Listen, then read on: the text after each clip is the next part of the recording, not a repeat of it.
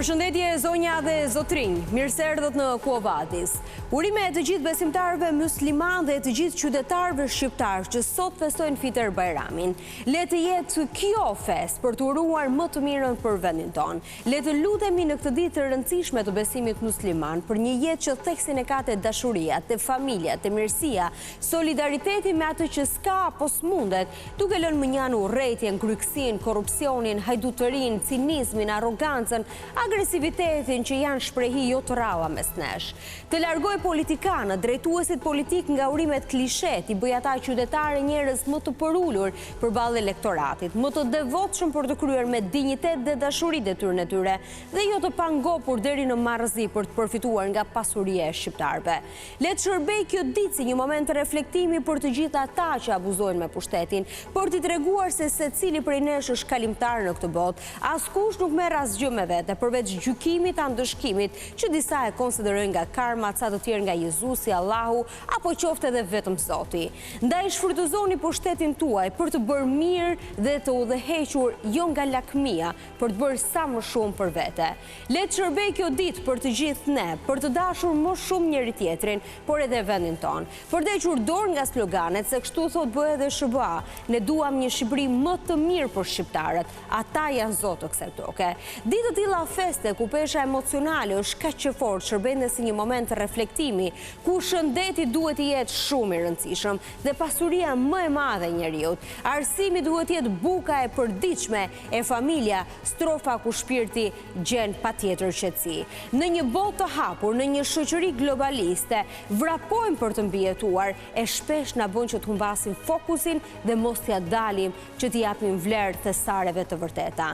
Ndaj kjo ditë duhet të jetë kamban alarmi edhe për përfaqësuesit fetar, që më shumë se euforia për tolerancën fetare të predikojnë jetën dinjitose, ku më shumë se sakrifica për bukë e ujë duhet përkushtimi për një jetë pa vese, ku puna e ndershme, paraja me djers, shoqëria e shëndosh, e shtëpia e gëzuar duhet jetë Bibla e Kurani i çdo besimtari. Me këtë urim, ju ftoj të na ndiqni sot në Quo Vadis.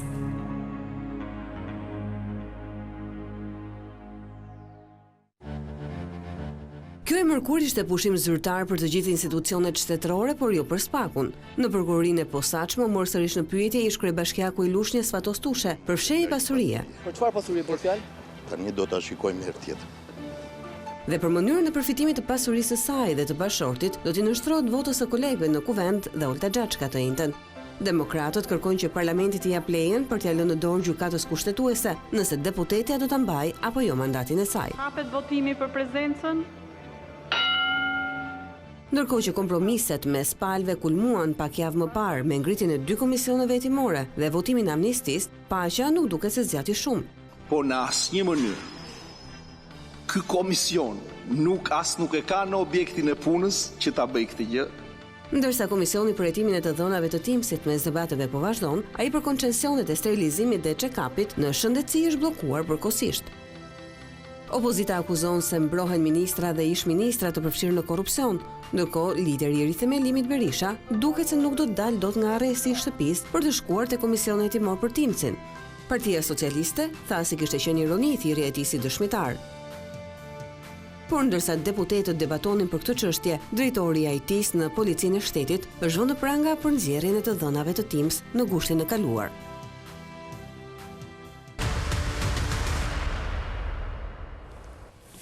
Mirëmbrëma edhe njëherë zonja dhe zotrin, mirë se u bashkuat me ne në Quo Vadis, do diskutojmë mbrëmjen e sotme për komisionet hetimore. Unë do të nis direkt me prezantimin në studio, ta nis nga e vetmja zonjë që kemi ditën e sotme, Aranita Branga, Shoqëria Civile, Open Data Albania. Mirëmbrëma, faleminderit që jeni në Quo Vadis. Mirë gjeta. Petro Koçi, deputeti i Partisë Socialiste, mirëmbrëma zoti Koçi, faleminderit që jeni në Quo Vadis. Lefter Gështenja, deputeti i Partisë Demokratike, mirëmbrëma, faleminderit që jeni në Quo Vadis. Deledio Brau, avokat, mirëmbrëma, faleminderit që jeni në Quo Vadis. Nisim me komisionin hetimor me Timsin, se ka qenë edhe zhvillimi ditëve të fundit, zoti Gështenja po nis me ju duke qenë se jeni edhe antar i këtij komisioni. Një arrestim ditën e dieshme nga prokuroria e Tiranës për shefin e IT-s në policinë e Tiranës, zotin Muço. Shikoni një lidhje mes këtij arrestimi edhe ngritjes së punës së komisionit për të njëjtën gjë për sistemin? Do thosha që është produkti i parë i këtij komisioni, sepse është një ndër emrat e parë i listuar nga ky komision hetimor si dëshmitar që duhet paraqitet para komisionit hetimor. Shëndërimrat personat kyç, i cili ka të dhëna dhe është i përfshirë në këtë skandal, që është sistemi TIMS. Mirë, po për sa kohë, kjo është një çështje që i takon drejtësisë tani, që merret drejtësia, mund të vazhdojë paralelisht punë edhe komisioni? Absolutisht që po. Njëjtën gjë kemi bërë jo më larg se para pak kohësh me komisionin hetimor të incineratorëve, edhe pse ishte një çështje e cila ndiqej nga SPAK-u, nga drejtësia, paralelisht me drejtësinë kemi kryer një punë, do të thosha një produkt pozitiv, ku të gjitha materialet, të gjitha provat dhe faktet që ne si komision hetimor kishim, i depozituam në organet ligjzbatuese, siç është SPAK-u, dhe mjafton t'ju them një rast, që rreth 50 faqe material të raportit të SPAK-ut është copy-paste i materialit të depozituar nga ana jonë, kallëzimi që është bërë nga opozita, i gjithë materiali i komisionit hetimor. Prova dhe fakte të nxjerra nga komisioni hetimor, dëshmi të nxjerra nga hetimi që bëri komisioni hetimor, të cilat u vendosën në dispozicion të SPAK-ut.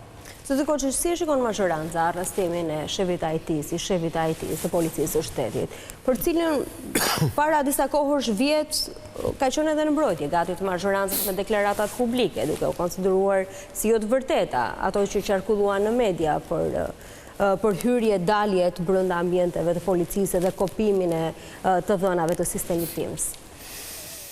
Tani, ne s'kemi bërë një mbledhje që të bëjmë një përcaktim se çfarë qëndrim bajmë për një arrestim, i cili është gjithçka është një, po themi, pushtet i drejtësisë. Politika duhet të respektojë drejtësinë. Mendoj se një proces hetimor parlamentar është i lirë të bëjë gjithçka, për sa kohë nuk pengon një proces të hapur nga drejtësia dhe në këtë rast nga prokuroria, nga një proces hetimor. Nuk di të ketë ndonjë akt politik mbrojtje për rastin që ju po thoni. Kemi një deklaratë të ministrit të brendshëm aktualisht zotit Aulant Balla një vit më parë. Dhe deklarata e kryeministrit, që është mund ta ndjekim më vonë edhe ato të deklaratën sot. Digje për këtë çështje ka patur një shqetësim nga Shtetet e Bashkuara të Amerikës dhe ka filluar një proces hetimor.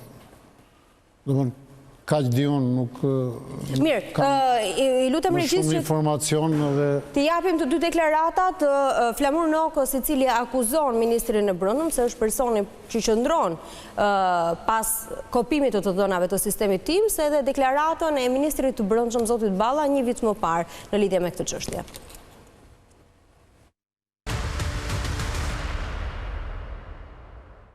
Ervin Muça nuk u arrestua kur opozita dhe Partia Demokratike e denoncoi, jo se prokurorët nuk i kishin faktet, por se arrestimi i tij duhej bërë për të shpëtuar shefin e tij, Aulant Ballën.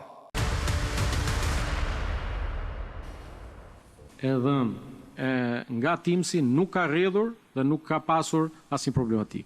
E vërteta është që ndërsa një ekip i ri brenda drejtorisë përgjithshme të policisë nga qershori ka marrë përsipër një ndryshim tërësor të mënyrës administrimit në aspektin teknik dhe në aspektin e sigurisë, natyrshëm që ndodh që ata që janë larguar mund të kenë kritika, mund të kenë dhe ankesa, mund ngrenë dhe dyshime për punën që bëjnë ata që kanë marrë përsipër këtë detyrë. Nuk është vërtet që ka një kallëzim, por unë kam kërkuar që të dhënat që ka disponuar Agjencia e Mbikëqyrjes Policore të vlerësohen dhe nga ana e prokurorisë. Nëse ka ndonjë element, dhe kjo është një standard i ri. Këto janë dy deklarata sot të Flamur Nokës edhe... Ska asgjë kontradiktore. Domethënë, zoti Balla ka thonë që çdo e dhënë që administrohet nga shërbimi i mbikëqyrjes policore, që dikur quhej shir, në kohën që kam qenë unë ministër i rendit, nëse ka, po themi, element që duhen vlerësuar nga prokuroria, ti dërgojnë prokurorisë. Po, prokuroria ka faktuar pastaj ministri flet në një moment caktuar në raport me të dhënat që ka deri në atë moment. Në fakt nuk ka asgjë për të çuditur, qoftë rasti i ministrit apo dhe i kryeministrit, tashmë jemi të mësuar me këtë politikë pak në këto 10 vite, që kryeministri apo ministrat bëhen mburoj për çdo rast.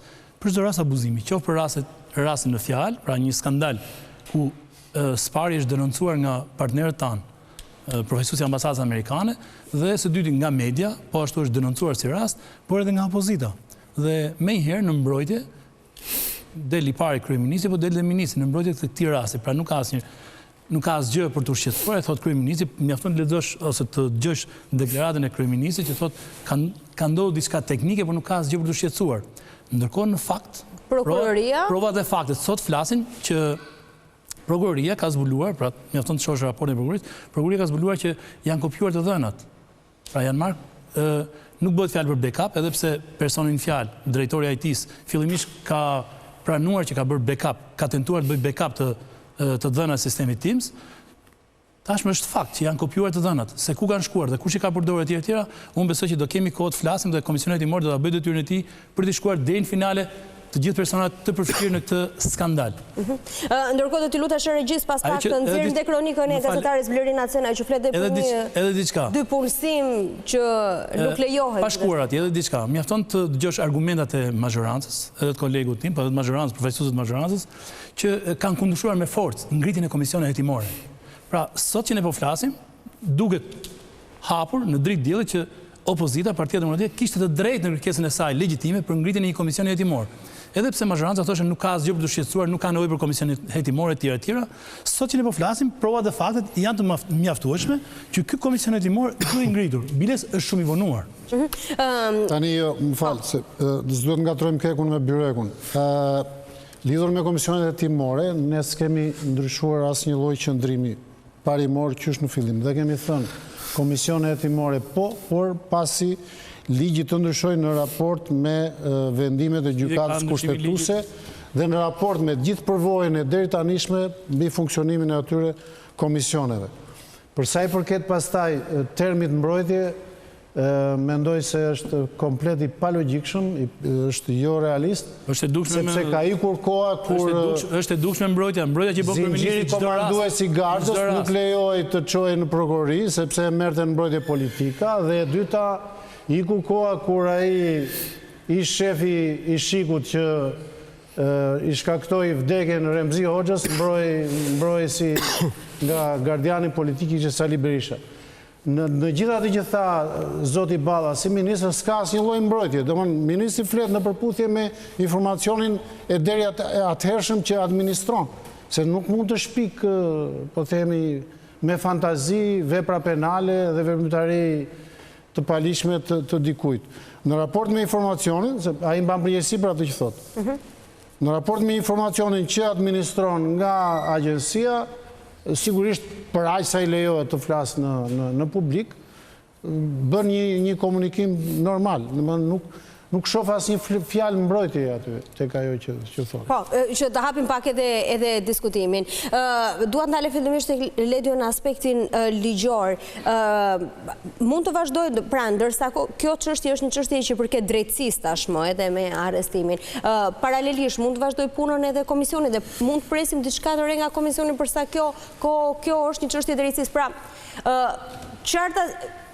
qartazi, kjo nuk është një çështje e cila vetë shefi IT-s ka vajtur me dëshirën e të vetë personale, i duhej vetëm për llogari personale të marrë dhe të kopjojë të dhënat e sistemit Teams. Pra, shumë pikë pyetje lindin që kush fshihet mbas kësaj gjëje, për llogari të kujt e ka bërë këtë gjë.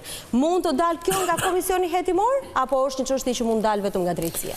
Atëherë, lidhje me faktin që mund të ketë paralelisht një hetim penal dhe një hetim parlamentar, Gjykata kushtetuese është shprehur më parë, ka një vendimarrje të vitit 2015, që dhe atëherë kishte një problematik tillë, që ishte deputet të opozitës që u drejtuan gjykatës kushtetuese, dhe gjykata kushtetuese ka thënë në atë vendimarrje që nuk ka një përplasje mes kompetencave që ka komisioni hetimor dhe asaj që ka prokuroria.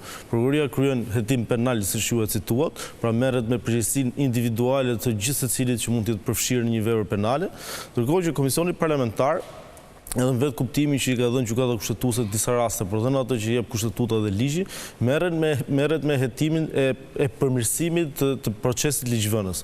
Pra, nëse referohemi pjesës së backupit që mund të ketë bërë një punonjës kushdo qoftë ai i drejtorisë policisë, a është lejueshme, a duhet rregulluar kjo që të mundsohet backupi, pra a mund bëhet backupi sistemit TIPS?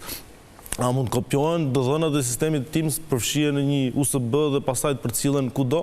E gjitha gjë që ndodhi dhe me Albanian me patronazhistët. Pra, a mund të jetë një njeri që të ketë akses në këto lloj sistemesh që të marrë materialin me copy paste dhe pastaj të jetë vullnet në tij e qarkullon apo jo? Dhe pse duhet ta bëj këtë në 2 të natës me ID-n e një punonjësi tjetër, ëh? Në shumë se ky është një proces transparent. Sa i përket, për mendimin tim, Komisioni Parlamentar këtë do të bëjë. Dhe me sa kam parë nga qëllimi i Komisionit Parlamentar, nuk është që të marrë persona përgjegjësi penale, sepse bie ndesh me kompetencat e një organi tjetër. Por do të hetojë gjithë procedurën se si janë cënuar dhënat e sistemit TIMS në Shqipëri. Dhe në momentin që do arrihet një rezultat që ka pasur një cënim, detyra e Parlamentit, përveç se të referoj për vepra penale prokurorisë përgjithshme apo drejtuesit SPAK-ut, është dhe përmirësimi i legjislacionit në fushën e mbrojtjes dhënave sa i përket sistemit TIMS. Pra kjo është detyra e Komisionit Hetimor. Patjetër që do të rast dëshmitar dhe gjitha mundësitë që ka një procesi administrativ, sepse në fund fare është proces administrativ dhe jo proces penal, ndaj është krejtësisht e lejueshme dhe nuk bie ndesh. Siç e tha dhe zoti Gështenja, edhe në rastin e inceneratorëve ishte një çështje që ishte në hetim penal nga SPAK-u, por Komisioni Parlamentar rezultoi me sukses. Pavarësisht në atë moment. Edhe tani, duhet kemi parasysh, me sa dëgjova zotin Ballas edhe unë e dija që kishte kallëzim.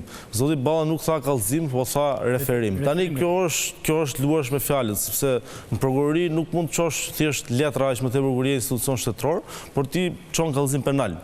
Se dim dhe institucione që çojnë indicie për vepra penale sepse duan të mbrojnë veten. Por ideja është në momentin që ti referon dhe ke dyshime se një institucion të caktuar është kryer një vepër penale, ti ke çuar kallëzim penal.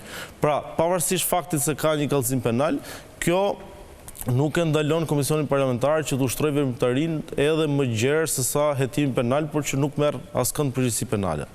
Aranita, ndërsa opozita kishte pezulluar jetën parlamentare, le të themi, për një periudhë të gjatë kohe, nga 8 komisione që kishte kërkuar, ju miratuan dhe ju aprovuan vetëm 2, siç ishte TIMS-i edhe ai për shëndetësinë. TIMS-i duke një çështje e vakët, duke qenë se në 2022 ishte hakeruar nga iranianët, në 2023 kishin dalë dhe këto të dhëna dhe lëvizjet që ishte thelbi kryesor atëherë për çfarë u bë, për të parë lëvizjet me çardhë kryeministrit dhe këto duke si një gjë e cila ishte e varrosur tashmë me këto ndërhyrje që ishin bërë në sistem. Çështjet e shëndetësisë janë çështje të cilat janë në hetim nga plotësisht, ka dhe çështje të cilat por janë një pjesë. Me zhvillime të reja të cilat kanë marrë, shikoni se ka një shpresë se mund të prodhojnë diçka komisionat? Tani për fat keq një person që vjen nga një background prej 12 vjetësh në shoqërinë civile dhe në një background shumë oponent përmes të dhënave transparencës, në njëherë rasteve studimore, në njëherë edhe letrave që ja kemi drejtuar apo seancave dëgjimore kuvendit apo institucioneve të tjera, më duhet të them që vjen një moment që duke qenë aktori i shoqërisë civile, ndjen të njëjtën dëshirë për të kritikuar ose për të bërë oponencë punës si të krahut i cili është në politik në mazhorancë edhe krahut tjetër i cili është një aktor shumë i rëndësishëm dhe me shumë detyrime dhe përgjegjësi përpara publikut. Mendoj që ajo situatë e krijuar në kuvend me të vërtet kishte një shkak tepër të rëndësishëm, pra rezistenca e mazhorancës për të mos ju nënshtruar hetimeve parlamentare, tendenca për ndryshuar ligjin me një draft ligjor i cili nuk bëri kohën e dur të konsultimeve dhe në opinionin tim shkakton të regres, patjetër që mund të zëmronte një mazhorancë, por një opozit, ose një grup parlamentar opozitar. Por mënyra se si opozita u kthye pa marrë asnjë kompromis për këtë draft ligjin për rregullimin e komisioneve hetimore. Mënyra se si nga 8 kërkesa u zgjodhën 2 të cilat nuk mendoj që janë më relevantet, dhe nga ana tjetër mënyra se si në një vit ku energjitë e parlamentit duhen është viti i fundit i legjislaturës. Pra vitin tjetër në këtë kohë ju do na aftoni në studio për të folur për zhvillime zgjedhore, është e sigurt. Mund të jemi në datë votimi ose diçka e tillë. Dhe nuk mendoj që këto komisione të dy kanë zgjedhur temën, fokusin dhe kohën e duhur dhe nuk mendoj që kanë asnjë lloj mundësie të kenë sadopak rezultat pozitiv. Për mendimin tim të dy këto komisione janë pak kohë e humbur, janë pak libra të shfletuar pa lexuar dhe të dy këto komisione ndoshta edhe do krijojnë, sepse me të vërtet doktrina tregon që një hetim penal mund të bëhet shumë mirë në një kohë reale duke pasur edhe një komision, por parlamenti është ai që artikulon, parlamenti është ai që vë përpara përgjegjësisë njerëz të cilët kanë përgjegjësi institucionale. Pra nuk merr një fajtor i cili ti thuhet ti u gjete, ti shkele, ti do denoncoj shoku jot, kolegu jot, ti përdore. Ajo është vepër penale, është përgjegjësi penale. Por një komision parlamentar do duhet të bëjë diçka e cila do të ndikojë jetën, do të ndikoj punën e institucioneve në një të ardhme në dekada. Pra, edhe të themi që do ndryshoj ligji, okej, atëherë hajde punojmë për ndryshuar ligjin për mbrojtjen e të dhënave personale, nëse duhet të ndryshoj ligji për sigurinë kombëtare ose për sigurinë e databazave të cilat kanë, sepse sistemi TIMS nuk është një sistem do si do, ai ka rëndësi jo vetëm për dhënat personale, për dhënat sigurinë kombëtare, për dhënën dhe integriteti që ka të bëjë dhe me zyrtarë të lartë të shtetit tonë, është një sistem i investuar edhe fal bashkëpunimeve me partnerët, është një sistem brenda një institucioni të rëndësishëm siç është policia e shtetit dhe ne dimë shumë mirë se sa rëndësi ka ky institucion të garantoj më shumë se çdo lloj institucioni tjetër i administratës apo i shtetit dhe mendoj që të dy këto kanë një fokus pak të gabuar. Në rastin në fjalë për shembull, nëse ne do merremi vetëm me këtë precedent, i cili më vjen mirë që prokuroria ka hetuar, ka gjetur tash një person i cili është parë që ka bërë shkelje dhe do duhet të gjejë që të shkelje pse janë bërë, deri ku e cënojnë, deri ku kanë shkuar. Por mos harrojmë që neve pam të dhënat tona të cilat kanë të bëjnë me sistemin e deklarimeve në tatim taksa, të cilat u gjendën në një databazë patronazhistës, të dhënat tona që kishin të bënin me element që kanë të bëjnë me gjendjen civile, pra regjistri gjendjes civile, ishte po në sistemin e patronazhit. Këtë nuk e dim sepse nuk ka dalë ose është sistem tjetër, nuk është sistem që menaxhohet nga Targat është gjithashtu një sistem që menaxhohet nga një institucion shtetëror, por tatimet 1 dhe gjendja civile 2 janë dy sisteme shumë të rëndësishme. Kur individëve u thyen këto, çdo individ s'mund të jetë i sigurt. Pra nëse verifikohen dhe nëse dikush keq përdor edhe për arsye politike, edhe për arsye elektorale, është dhe korrupsion elektoral, çfarë ndodhi? As prokuroria nuk na ka dhënë ndonjë produkt për këtë lloj investigimi dhe as palët politike ose palët parlamentare nuk shoh që të jenë duke trajtuar me kaq shumë pra të mbështetes ke sistemi TIMS, i cili tashmë është dalë fajtori etj, është një përgjegjësi aty, por të harrosh që ka një përgjegjësi më të madhe, pra do duhet edhe prokuroria ndonjëherë t'i kërkohet që pse hetohen ose etj. Kështu që mendoj që kjo ideja e komisioneve hetimore është një trofej gabuar. Opozita u kthye në parlament dhe mendoj që bëri mirë që u kthye, por do ishte shumë mirë sikur të ishte pak më e saktë dhe më i qartë dhe të kuptonte që jemi në një moment që është një vit final i kësaj legjislature. Atëherë do duhet këto energji të harxhohen më me efikasitet që të shkojnë në një proces me një format më të rregullt.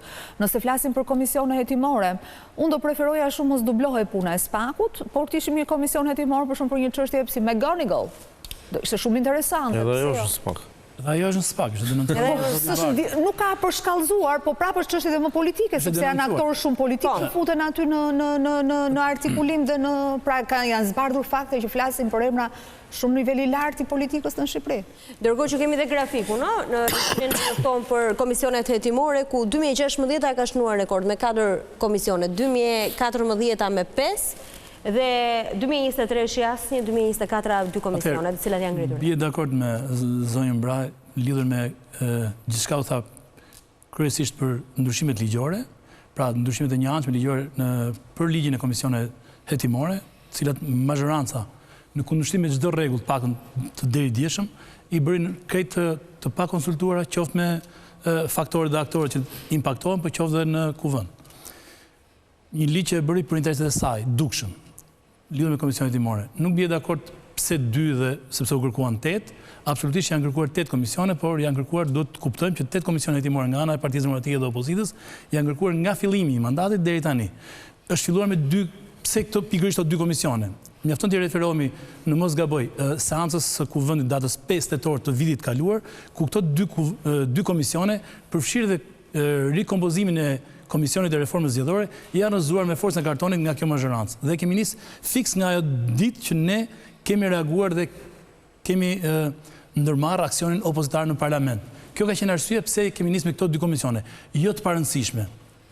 I qoftë komisioni hetimor në shëndetësi, por qoftë komisioni hetimor i sistemit TIMS. Ajo që ne duhet të themi është shumë e rëndësishme. Nuk duhet të e kam kërkuar edhe në komision që nuk duhet të fokusohemi vetëm tek data 2 gusht, tek kopjimi të dhëna në sistemin TIMS. Tek kush? Pse? Pse them jo?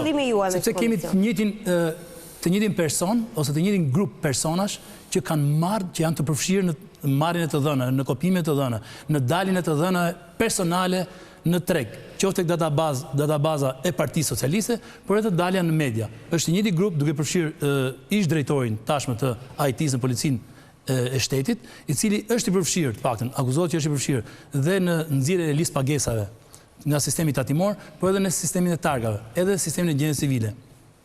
Secilit nga ne, të paktën, unë flas me bindje të plotë dhe i sigurt që unë kam qenë pjesë e fushatave elektorale, herën e fundit habitesha pse patronazhistët apo drejtues Partisë Socialiste kërkonin qytetarin vetëm një fotokopje karte. Thosha me çdo kush ne pyetëm njëri për çfarë duan këtë. Pse kërkonin këto? Sepse mjaftonte vetëm karta e identitetit dhe kjo është e provuar tashmë. Është edhe raportet e OSBE-s, mjaftonte hedhja e dhënave të kartës identitetit dhe çdo personi kishin databazë të saktë, i dilin gjitha të dhënat personit që është ndjekje penale, është çështje gjyqësore, çfarë pronash ka, çfarë mjetesh ka, çfarë detyrimesh ka tatime, pra dilin të gjitha të dhënat sensitive, që janë të dhëna konfidenciale të çdo individi. Ndërmjet tyre të dhëna kanë përdorur këto dhëna për të ushtruar presion, për të manipuluar procesin zgjedhor. Dhe kjo është faktike. Tashmë është një provë e pamohuar. Nuk besoj se mund ta mohoj kush. Kjo ka qenë arsyeja e gjithë kësaj çfarë ka ndodhur me që është bërë shantazh edhe janë përdorur mund ta mohoj zoti Koçi. Po tani unë nuk di. Kjo është fantazi fantastike. Unë nuk di gjej një përfaqësues të mazhorancës. Unë kam bërë fushat vetë vëlla, s'më është dashur asnjë lloj karte, asnjë dhënë. Sepse njerëzit janë në terren e njohin. Nuk di si mund të gjej një përfaqësues si zbulosh nëpërmjet një përfaqësues mazhorancës të ketë kurajën të mbrojë këto që kanë ndodhur.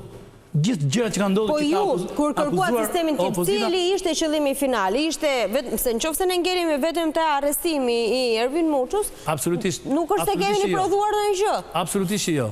Ndërhyrja në sistemin TIMS ka ndodhur më parë. Nuk është hera e parë në 2 gusht. Po pra, po cili është qëllimi final? Çfarë doni nxirrni ju nga ky komision? Çfarë ka ceduar shteti që se ja një drejtor i cili korruptohet nga agjenturat huaja ose nga biznesmenësh, nga grupe kriminale? Në këtë rast është i përdorur. Është njeriu është i përdorur siç është përdorur në rastin e listë pagesave, të cilat kanë dalë, i ka përdorur Partia Socialiste, njëjtën gjë, njëjtin person kanë përdorur dhe për dhënat e targave. Një njëjtë person është përdorur dhe në sistemin TIMS. Pse do më duheshin mua në fushat listë pagesat, që thotë, se kam ide. Pse?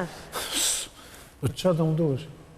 Ja më kam bërë fushat në firë, s'më duhesh. S'kam bërë një stiolaps, po që votoni Petro Koçin. Zoti Koçin ka ndërshtimin tuaj. Kam bërë derë më derë. Është dashur fushat. Pa e ditur se si mund të quaj listë pagesat nuk kanë të bëjnë thjesht për ditur vlerën e pagës së atij personit. Ku punon personi, ku punon. Sa i punësuar. A jam i punësuar unë shtet apo jo? Sepse nëse jam i punësuar shtet, mund të jem subjekt shantazhi. Nëse je punësuar privat, i punësuar privat. Patronazhisti është një banor i pallatit që e di shumë mirë se ku banon Petro Koçi, çfarë punë bën. Problemi nuk ka të bëjë me patronazhim. Votuar unë ndoshta nuk e di banori i pallatit. Tani të bëjmë një diskutim për komisionet hetimore.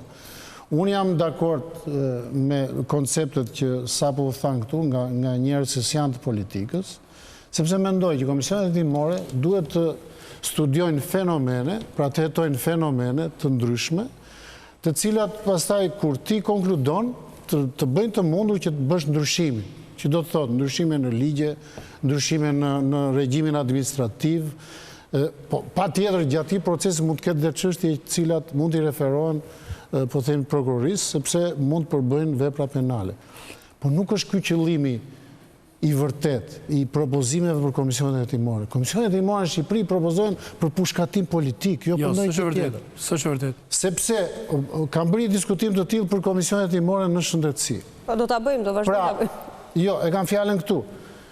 Komisioni hetimor, mendoj unë, çfarë duhet bëj? Duhet të gjykojë, koncesionet në shëndetësi i vlejnë këti vëndi, këti sistemi apo jo, e para. Pra, kanë dobishmëri koncesionet apo jo. Dhe nëse po, pra nëse konkludon komision, nëse po, për çfarë mund t'jenë? Dhe nëse po, ku mund vendosen dhe si mund vendosen ca kufizime në mënyrë që mos ketë hapësirë për korrupsion, për shpërdorim detyre etj.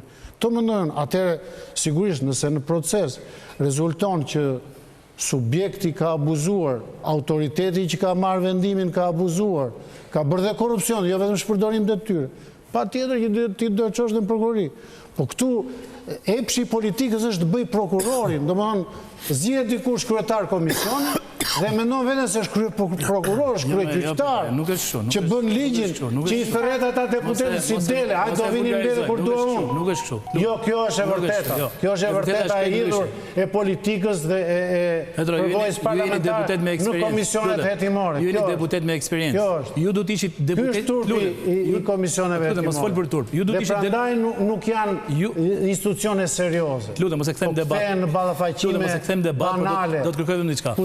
Megjithatë, zoti Petrov, do më lejosh, parlamenti është institucion i rëndësishëm. Llogaridhënia dhe ky deputeti prokuror në parlament është shumë i rëndësishëm. I vetmi instrument. Nëse flasim në tërësi për komisionet hetimore, ditë të them që komisioni hetimor për incineratorët ka qenë ballafaqimi më i mirë politik i dekadës. Pra një kryeministër që del aty dhe flet me papërgjegjshmëri për vendimet marra në një këshill ministrash ku ai drejton, edhe një komision hetimor për shëndetësinë. Mos të harrojmë, në vitin 2013 unë e kam ndjekur me shumë kujdes dhe me shumë vëmendje platformën politike të forcës së komision hetimore. Dëgjove gjë. Po ideja është që mendoj për mënyrën se do të jetë një institucion serioz. Serioziteti atëherë.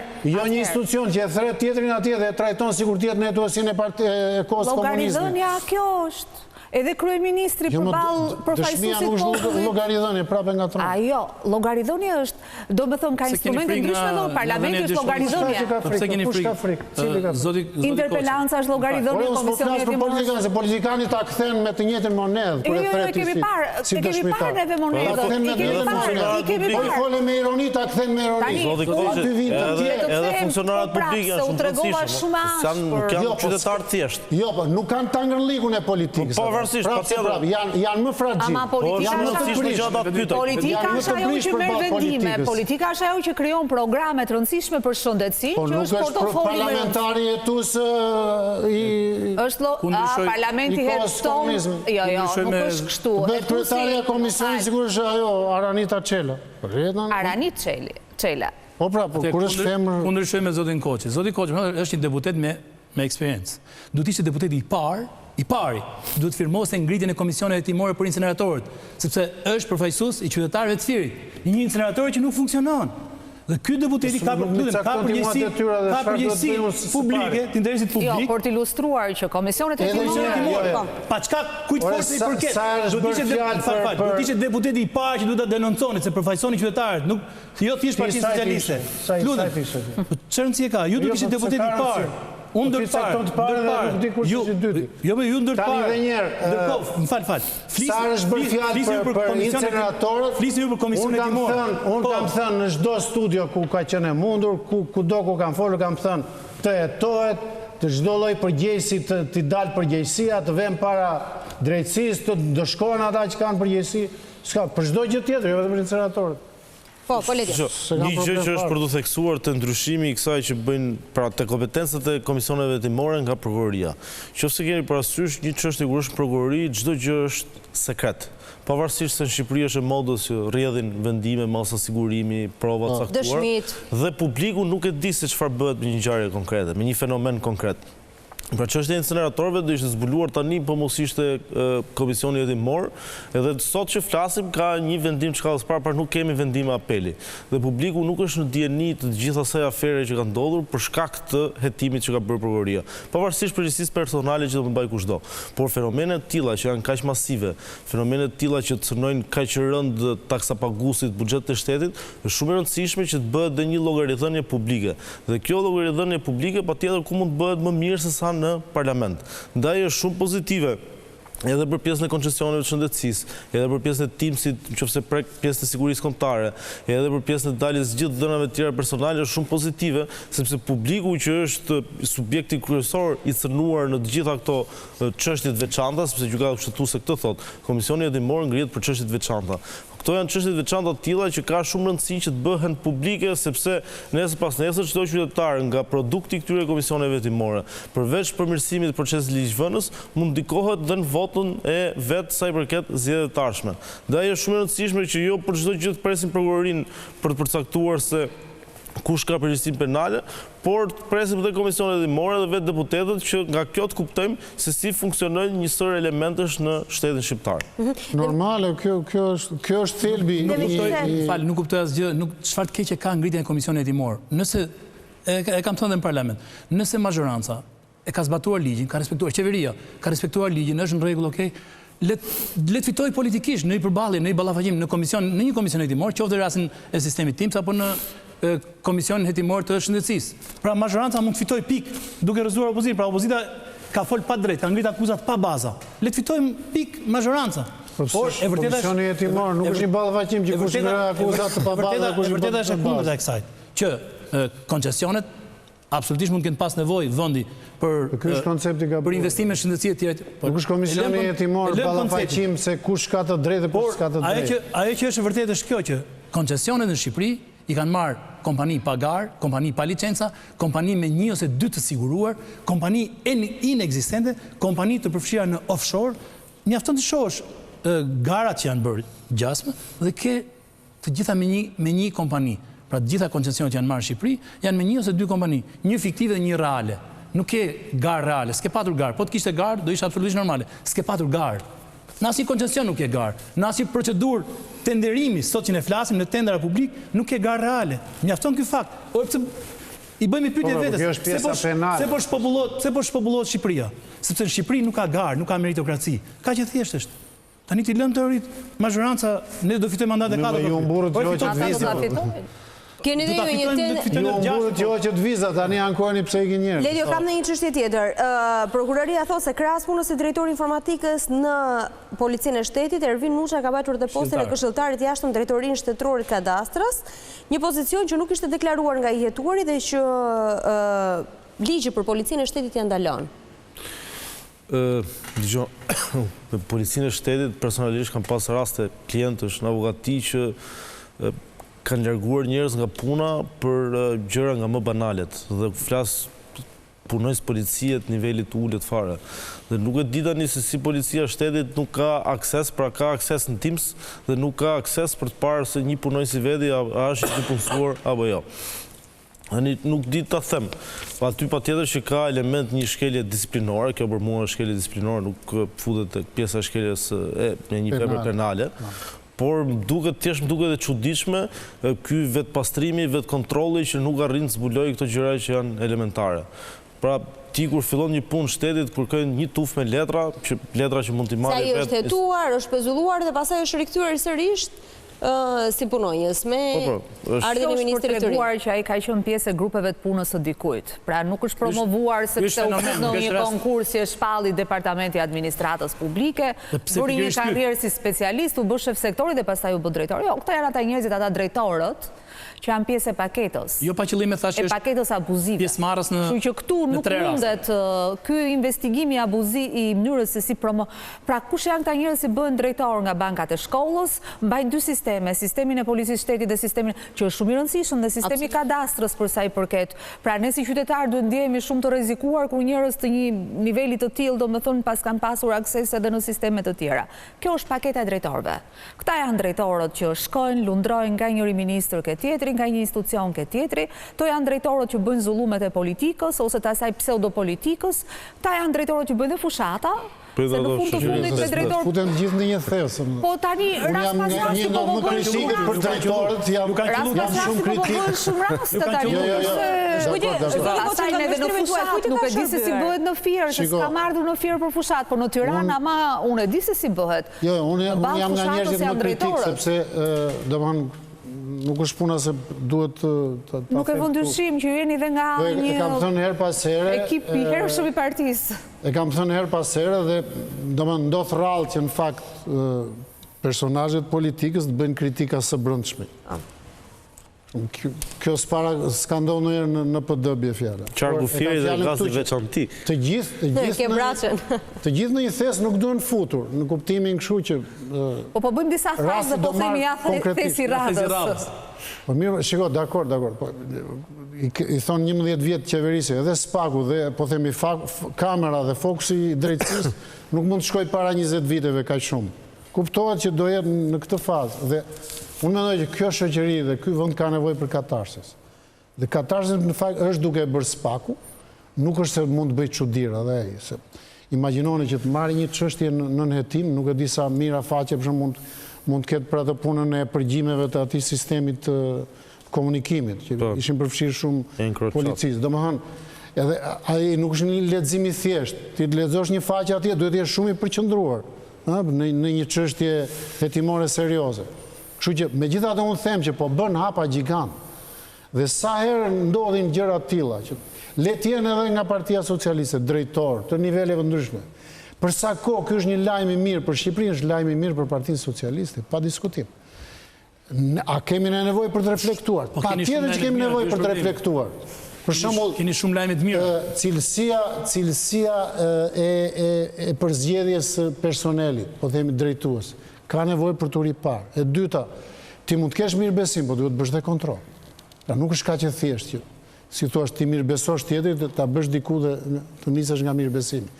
Pra këto janë dy reflektimet që lidhen me këtë. Ju klasa politike që keni arritur të bindni shqiptarët me apo pa patronazhist, se nuk po themi se në cilin qarku përdorëm, po sikur vetëm në një jenë përdorur, nuk pas keni pasur mundësi të kontrolloni këta drejtorët që erdhën bashkë me ju në pushtet, se nuk është se ishte shef sektori ose specialist dhe u promovua. Të përdorën për të marrë pushtetin me... Dhe është kjo çështje vetëm individësh apo sistemi? Që ka njerëz që mbajnë në polici është tjetër... Se kur ju flisni dhe tregoni referoni emrin e prokurorit përgjithshëm të kohës Partisë Punës, që ka një emër vërtet shqiptar, që është dhe emri që vjen edhe nga zona juaj gjeografike, emri fshatit Aranitas, ju tregoni që një njeri që jeni shumë parti, forca politike, forca që arrin të bëjnë rotacion, forca që bëjnë politika të mira, polici shteti e cila rrezikon dhe jetën, se në kohën që ju keni qenë ministër, sa e sa herojnë dhe dëshmorë, kot themi 200 tani, në atë kohë ka ndodhur, në atë 4 vjeçar, 5 vjeçar, kur terrenet e vendit ishin të pakontrolluara, dhe ju tani bëni këtë që shikose, në qoftë se dikush ka dhe sisteme kontrolli, sa drejtori futet. Se 4 policët në Durrës nuk u vranë në kohën ati 4 vjeçë që thua ti. Unë po them shumica dhe po them herojnë, se ndoshta ka dhe policë të cilët janë vrarë në Rrethana pak si më... Shumica janë vrarë në kryet në Rrethana duke mbrojtur territore që ishin mbuluara nga krimi organizuar ose nga krimi i 97-ës, 98-ës. Sepse policia është në ndeshjen e parë me krimi. Atëherë, përgjegjësia është shumë e madhe kur flasim me njerëz Partisë Socialiste që vinë nga dekadat pra si ju, dhe nuk mundet sot të pranojmë këtë arrogancën artistike që ne nuk kontrollojmë dot drejtorët tanë, që kumbullat dhe dardhat dhe fish. Po që s'kontrollojmë. Po kështu është, ju thoni lajmi mirë që po na arrestohen drejtorët dhe po bëjmë sa statistika me drejtorë dhe unë kam konsideratën time dhe e kam absolute. E kam absolute. Shumë drejtor, a i që vë drejtor... Absolute dhe unë mund të them që mase janë pak, mund të ketë më shumë. Po në një nga këta që vë drejtorët, duhet të iki, apo duhet të... Këta ne duhet i eqi me vot, ose duhet i mbaj me vot, këta që vë drejtorët, kurse drejtorët që qënë kanë kaq të këqinj, le të shkojnë aty, le të bëjnë një vit, 2 vjet, 3 vjet, ma sigurie në burg, në shtëpi është ai, nuk është as në burg ai djali i sistemit. Pushteti i zgjedhur, pushteti i emëruar janë gjëra të ndryshme. Këtu po dënohen dhe të zgjedhur, apo jo? Apo dënohen dhe të zgjedhur?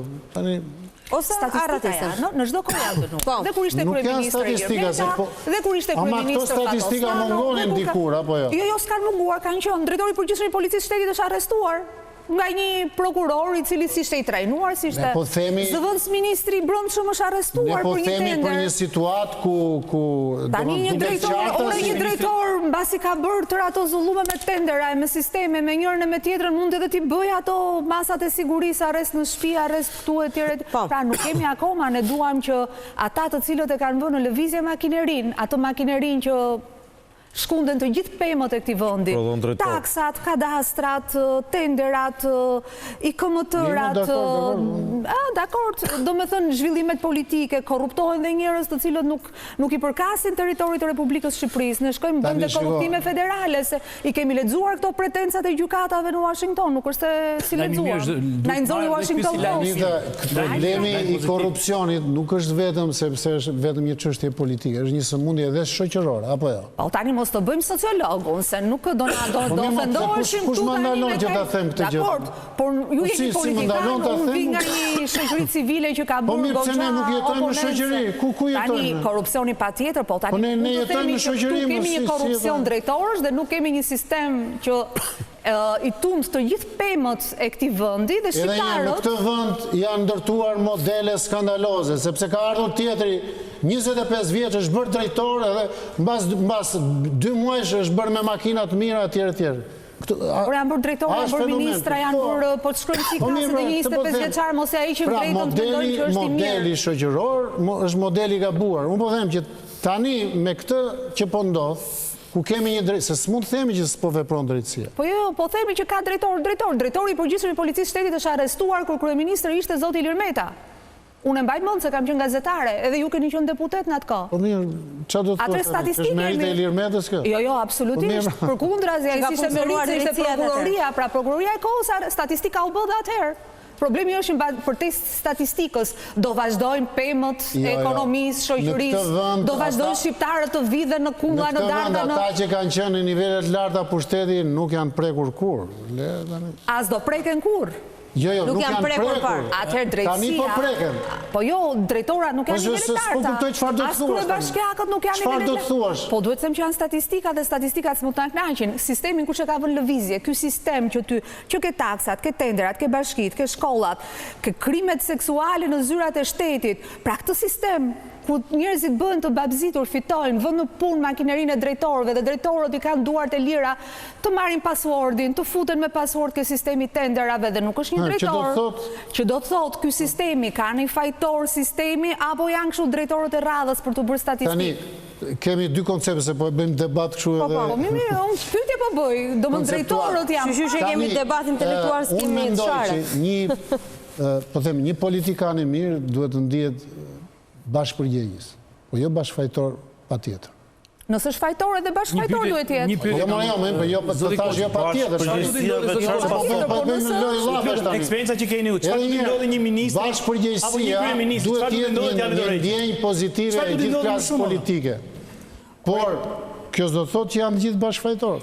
Ajo fjala klasë politike është fjalë shumë e bukur dhe po të flasim tu tani hajde bëjmë shkencë politike dhe unë do të them etjere, po shumë e bukur për që në vërtet. Çfarë do të ndodhi një ministër apo një kryeminist? Ne kemi një sistem. Çfarë do të ndodhi më shumë që të largohet? Që shqiptarët po i vjedh në gjithçka. Okej, s'pasa përgjegjësi politike, po përgjegjësi morale. Po do të vrasin bulevardë dhe pastaj aty mos do të themi kodën verë, do të themi kodën verë çfarë ka bërë Neri. Po themi edhe kodën verë. Se unë kam qenë Kalados, ku ke qenë? Çfarë më thua tani? Tani çfarë muhabet? Po shkojmë muhabet. Ai që do shkonin në reklam. Ai që ne do të diskutojmë, ne po diskutojmë për diçka ka ndodhur diçka e lehtë. Po flasim për sistemin TIMS, që prekja e sistemit TIMS është sta asnjëri që ka ndodhur që është gjë e lehtë. Është prekur siguria kombëtare. Dhe ne themi është lajm i mirë se u arrestuai një drejtor. Unë them jo, është lajm i keq për qeverinë. Është lajm i keq për qeverinë arrestimi i çdo zyrtari. Dhe unë nuk di ku mund ta gjej kurajë një përfaqësues i mazhorancës që ka më shumë se gjysmë e qeverisë në burg, përfshirë dhe ish zënës kryeministër. Si gjysmën e qeverisë? Janë 300 drejtor, ka 5 drejtor. Gjysmën e qeverisë. Qeverisë flet për ministra. Po pra nga 60 thotë ky 30 janë futur brenda, e kështu është? Kur ke 6 ministra, po ke 6. Gjysmën e qeverisë. Nga 13 deri tani gjysmën e qeverisë pas hekura ose ndjekje penale. Po ti ishin ndruar drejtor se ndruar ministër do ishte mirë. Ke gjithë kabinetin qeveritar, që të paraqitet njërin të ditë në spa. Jo, po e kanë fjalën njëri tjetri. E ngatron gjithë. Po asgjë s'bën, e kanë bërë spaku në bibliotekë. Kemi ish ministra që shkojnë, lexojnë, i thonë punojësit spaku vizit si kondicioneri. Sot të bëjnë se kështu është realiteti i ish-ministrit shëndetësisë. Unë them që këto janë lajme të këqija për Shqipërinë. Dhe çfarë duhet të ndodhi më shumë se kaq këtij vendi që qeveria të reagojë, të reflektojë, apo të kemi të paktën një ministër, një kryeminist, një ministër që javë dorëheqë. Ky vend duhet pastruar, më ç'më thua, është lajm shumë i mirë. Duhet pastruar që ndodh. që duhet pastruar. Duhet pastruar nga individët apo duhet ndryshoj sistemi, sepse nëse është një individ, është problem individit, po nëse janë kaq shumë, është problem sistemi. Vetë po i mbjellni, vetë i emroni. Lefter, kush është dorëhequr, ka shku në burg, kështu që nuk është mesazh i dur dorëheqja. Ju keni drejtor, ju thatë kemi drejtor 25 vjeç. Ju keni sekretar të përgjithshëm që me rregull duhet. Nuk thash që kemi drejtor 25 vjeç. Sekretar përgjithshëm nga 25 vjeç. Dhe mos të sulmojmë se edhe 25 vjeçarët problemi është, domethënë po duhet flasim. eksperiencë, nuk po sulmon njëri, duhet eksperiencë, secili që vjen në pozicion duhet ndjeki zinxhirin për të ardhur, duhet ndjeki hierarki. Ne po them modeli pasurimit, ore, Sali Berisha pse është brenda zot? Se e morin qaf kalamajt e vet. Se doni për 3-4 vjet të beshin milioner. Të beshin milioner. Tani ke pa prova pa fakte ke njëri. Pa fakte pa prova. Më thoni një fakt që keni për Faktin e keni brenda, pra, ata ishin njerëz normal dhe janë bërë milioner. Çfarë fakti do më? Kam punuar tonë. Do më shumë. O zotëri, ti ke gjithë qeverinë, e ke gjithë qeverinë. Tani jeni bërë bashkë. Po pse zgjodhet në grata? Pse zgjodhet kryetar në Lezhë? A është në grata ai? Nuk është publikuar episodin. Nuk është në grata. Gjoni. Ju mund të akuzoni, mund të flisni. Madje me Sadi ka dhe shtetësi apo jo? Ka shtetësi gjermane ndjen Jo, time. amerikane. Ndoshta ka dhe amerikane, kështu që nuk është në grata. Kështu që le mos flasim për njerëz sociale. Ju flisni për një drejtues partie, të cilin e ka zgjedhë Demokrat. Unë nuk komentoj asnjë drejtues partie që zgjedhin socialistët. Ju keni zgjedh, edhe ju keni zgjedh njerëz që kanë qelluar, keni kryetar bashkie sot. Pra mos krijojmë stereotipe sikur ju modeli që keni model, ka model më të shëmtuar që ka model më të shëmtuar që kanë zgjedhë majoranca, njerëz të inkriminuar. U desh që ky parlamenti shqiptar të miraton të një ligj, besoj gjithë kemi dekriminalizimin. Një ligj. Mos shkojmë kaq lart, ndalemi te komisionet hetimore. Shkojmë në pak reklama dhe kthehemi pjesën e dytë.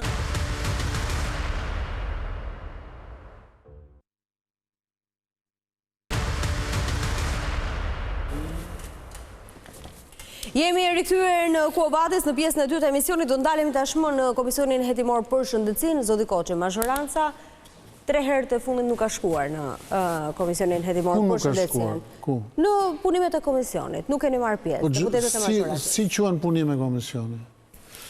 Pra, argumenti juaj që ende nuk kemi një plan pune është shkaku kryesor që nuk shkoni. Duke u rakorduar me kryesinë e komisionit. Ka kryetar, ka nënkryetar, ka dhe sekretar. Dhe çfarë ka ndodhur? Ti nuk mund ta thrasi kryetarin në mënyrë të njëanshme, kur ti teket kryetari dhe thotë që në filan ditë ora kaq kemi mbledhje dhe ky është rendi i ditës. Siç u bë me mbledhjen e parë që rakordoi me nënkryetarin. Edhe nga pikpamja po themi pragmatike. Ti e di shumë mirë që duhet merresh vesh me shumicën, me shumicë po them numerike, jo thjesht politike, që mbledhja të bëhet, kupton? Tani, të gjitha këto janë artifica për të krijuar perceptimin që shikoj, ne po bëjmë mbledhje, po s'po vinë ata. Pra është thjesht çështje procedure në këndvështrimin tuaj që... Për mua një është shëmtuar, domethënë kjo lloj. Sigurisht unë e vlerësoj pasionin e zonjës Vokshi si opozitare, realisht e vlerësoj, edhe për çështje të shëndetësisë, në kuptimin e çështjeve konkrete me cilat është marrë dhe ka pasion të merret, por menaxhimi i një komisioni parlamentar kërkon standard serioz. Pra nuk mund të kthehet ajo në një çështje banaliteti ku njëri mund të bëjë siç të dojë. Ajo kërkon rakordim edhe organizim të përbashkët. Nuk ka pasur vullnet nga zonja Vokshi? Kur ka patur është bërë mbledhja, kur s'ka patur s'është bërë dot. Unë jam të ai komision. Unë s'mund vete në një mbledhje që e thret kryetarja në mënyrë të njëanshme. Unë e shoh pak më ndryshe. Mjafton të refer. Po mirë, zakonisht se mbas po pyesim kështu, po bëhemi, kush i thret mbledhjet në një komision parlamentar hetimor? Kryetaria? Kryetari pasi konsultohet me kryesinë e komisionit. Po mirë, mbledhjet nuk bëri në një krim, domethënë. Çfarë problemi ka të shkohet në një mbledhje qoftë për respekt? Nuk e di ku dëgjuat fjalën krimi, unë thashë që nuk është serioze. Po mirë, nuk është edhe në një pas seriozitet i madh që të thrasim mbledhjet e të shkosh. Ka apo s'ka konsultim? Komisionet hetimore. Unë e konsideroj jo, dakor, puna mund një sjellje të padenjë. për vete. Po edhe të dështosh një komision, basi u të reguan shqiptarëve që po bëjmë... Që e thotë si është ligji? E njofton, mbledhjet thirren dhe drejtohen nga kryetari dhe në mungesë ose pamundësi ti nga zëvendës kryetari i komisionit. Për drejtimin e punimeve të komisionit. Edhe për të thirrur. Po normal. Do të thirrur, Po thirrja formale. Po. Është fjala për thirrjen formale. Sa ka 20 thirrje ka për një komision hetimor? Edhe një duhet të rakordoj me kryesinë e komisionit, si ndodhe me komisionet e prershme. Po. Sidomos kur ti nuk ke shumicën, je dhe më i detyruar në kuptimin praktik të fjalës. Ky është koncepti i komisionit hetimor, kur thritet nga pakica, normalisht drejtohet nga pakica. Komisionit mblidhet, nuk është rëndësishme formaliteti. Jo, dakord pra, tani vullneti mazhorancës duhet të jetë për të shkuar në komision. Qofse bëhet fjalë, nëse bëhet fjalë pse me datë 8 dhe jo me datë 9 dhe po përderisa kemi vajtur atje, domethënë që e kemi vullnetin. Vullneti tregohet duke vijuar, duke u paraqitur komision, jo thjesht krijohet komisioni dhe mblidhet pakica dhe njeriu. Por duke respektuar një, po themi, format komunikimi dhe rakordimi, i cili dëshmon se aty janë njerëz që për çështje kaq të thjeshta mund të merren vesh. Pra komisioni ka kryesi? Patjetër që ka kryesi. Pra kemi kryetar, kryesi, antarësi dhe në qoftë se kryetari nuk konsultohet me kryesin. Ligji është i qartë. Sapo e lexoj avokati, ligji është i qartë që është kryetaria që thret dhe antarët i binden kryetarit. Po nuk është një dëshmos se linë e parlamentit në një mbledhje komisioni, nuk është një... Supozojmë që është ky rasti që ju... Sfide madhe për të bërë. Majoranca nuk i bindet. Ne deputetët për këtë i paguajmë zakonisht. Gjithçka lidhet dhe me mënyrën dhe në momentet kur ne jemi mbledhur, varet shumë edhe nga etika si flet, si argumenton. Këto duni njëri, duni kryetar që t'u pëlqej edhe në komunikim, të flasi si thon këto, të përgjigjet si thon këto, të bëjnë kërkesa si duan këto. Besoj se dhe ju doni njerëz. Po jo, zotë Koçi, në këtë argument ndoshta dhe deputetëve të opozitës nuk i pëlqen mënyra se si drejtohet Lindita Nikolla, po kjo s'do thotë që ata s'do shkojnë në seancë plenare. Gjithsesi, unë mendoj që tjetër është sepse kjo është çështja e etikës dhe komunikimit. Ka majoranca. Çështja e interpretimit. Shumë mirë që ma përmendni kryetarin e kuvendit, mblidhet një herë konferenca e kryetarëve që merret me agjendën e seancës në vijim. Jo, kishat etikat e forma e komunikimit. Jo, dhe njërë. Pra ka një procedurë. Te mënyra se si vihet në një mbledhje. Po dhe Lindita se mbledh do të në qoftë se shumica e deputetëve nuk e fillojnë seancën. E bëndot mbledhje, se bëndot. Qoftë se njoftohet një mbledhje nga kryetari i kuvendit dhe deputetët nuk dënjojnë të shkojnë, ka një masë për deputetët? Se ligji për komisionet thotë që nëse nuk shkon 3 herë, ti mund mos vesh për arsye politike. Ja, këta serdhen gjithë atë kohë. Pra, ligjërisht në procedurë duhet të zvendësohen? Qoftë 3 mbledhje nuk merrni pjesë, zvendësoheni. Po nga njëjta forcë politike, pra partia i bëhet kërkesë nga komisioni. Që partia ti zëvendësoj, pra është ajo që thash unë që nuk është koha më e mirë për komisione, nuk është një kompromis me vullnet plot që i ka. Nuk është kompromis, mos e marrim kompromis, nuk është marrëveshje. Gjithsesi, ajo që është e rëndësishme për të thënë është kjo që unë do të them shkurt fare, nëse majoranca nuk ka vullnet për të shkuar deri në fund kësaj çështje, pra nuk bashkëpunon për funksionimin e komisionit hetimore, këto komisione do të shkojnë drejt dështimit, që s'do ishte mirë të paktën për interesin publik. Duket qartë, të paktën në eksperjenca ime si me komisionin hetimor të incineratorëve, e kam parë dhe në 2 mbledhjet paraardhëse të komisionit hetimor të sistemit TIMS, po ashtu kam ndjekur dhe komisionin hetimor të shëndetësisë që majoranca ka një tendencë të gjej vegje ku të kapet që për të dështuar, për të shtyrë mbledhjen, për ta mbyllur sa më shpejt, për ta mbyllur me procedurë, pra tenton të shfrytëzojë gjitha hapësirat për ta mbyllur si komision, pra të mos funksionojë gjëja. Kjo është e dukshme. Po mirë, ju, sepse akuza shumë fakti se dështon, sipas zotit Koçi shumë nëse majoranca do të kishte vullnet, pra që e thash, jo pa qëllim e thash, nëse qeveria ka respektuar ligjin, ka zbatuar ligjin, unë nuk shoh asnjë arsye pse kolegët e mi, qoftë Petra, po qoftë kolegët e tjerë të majorancës, nuk kanë vullnet dhe dëshirë të shkojmë deri për interes publik të shkojmë deri në fund sa gjëje. Po proceduralisht pse se bëni ju të rregullt, pra që mos të ketë majoranca ku të kapet. Çfarë që ka e pa rregull?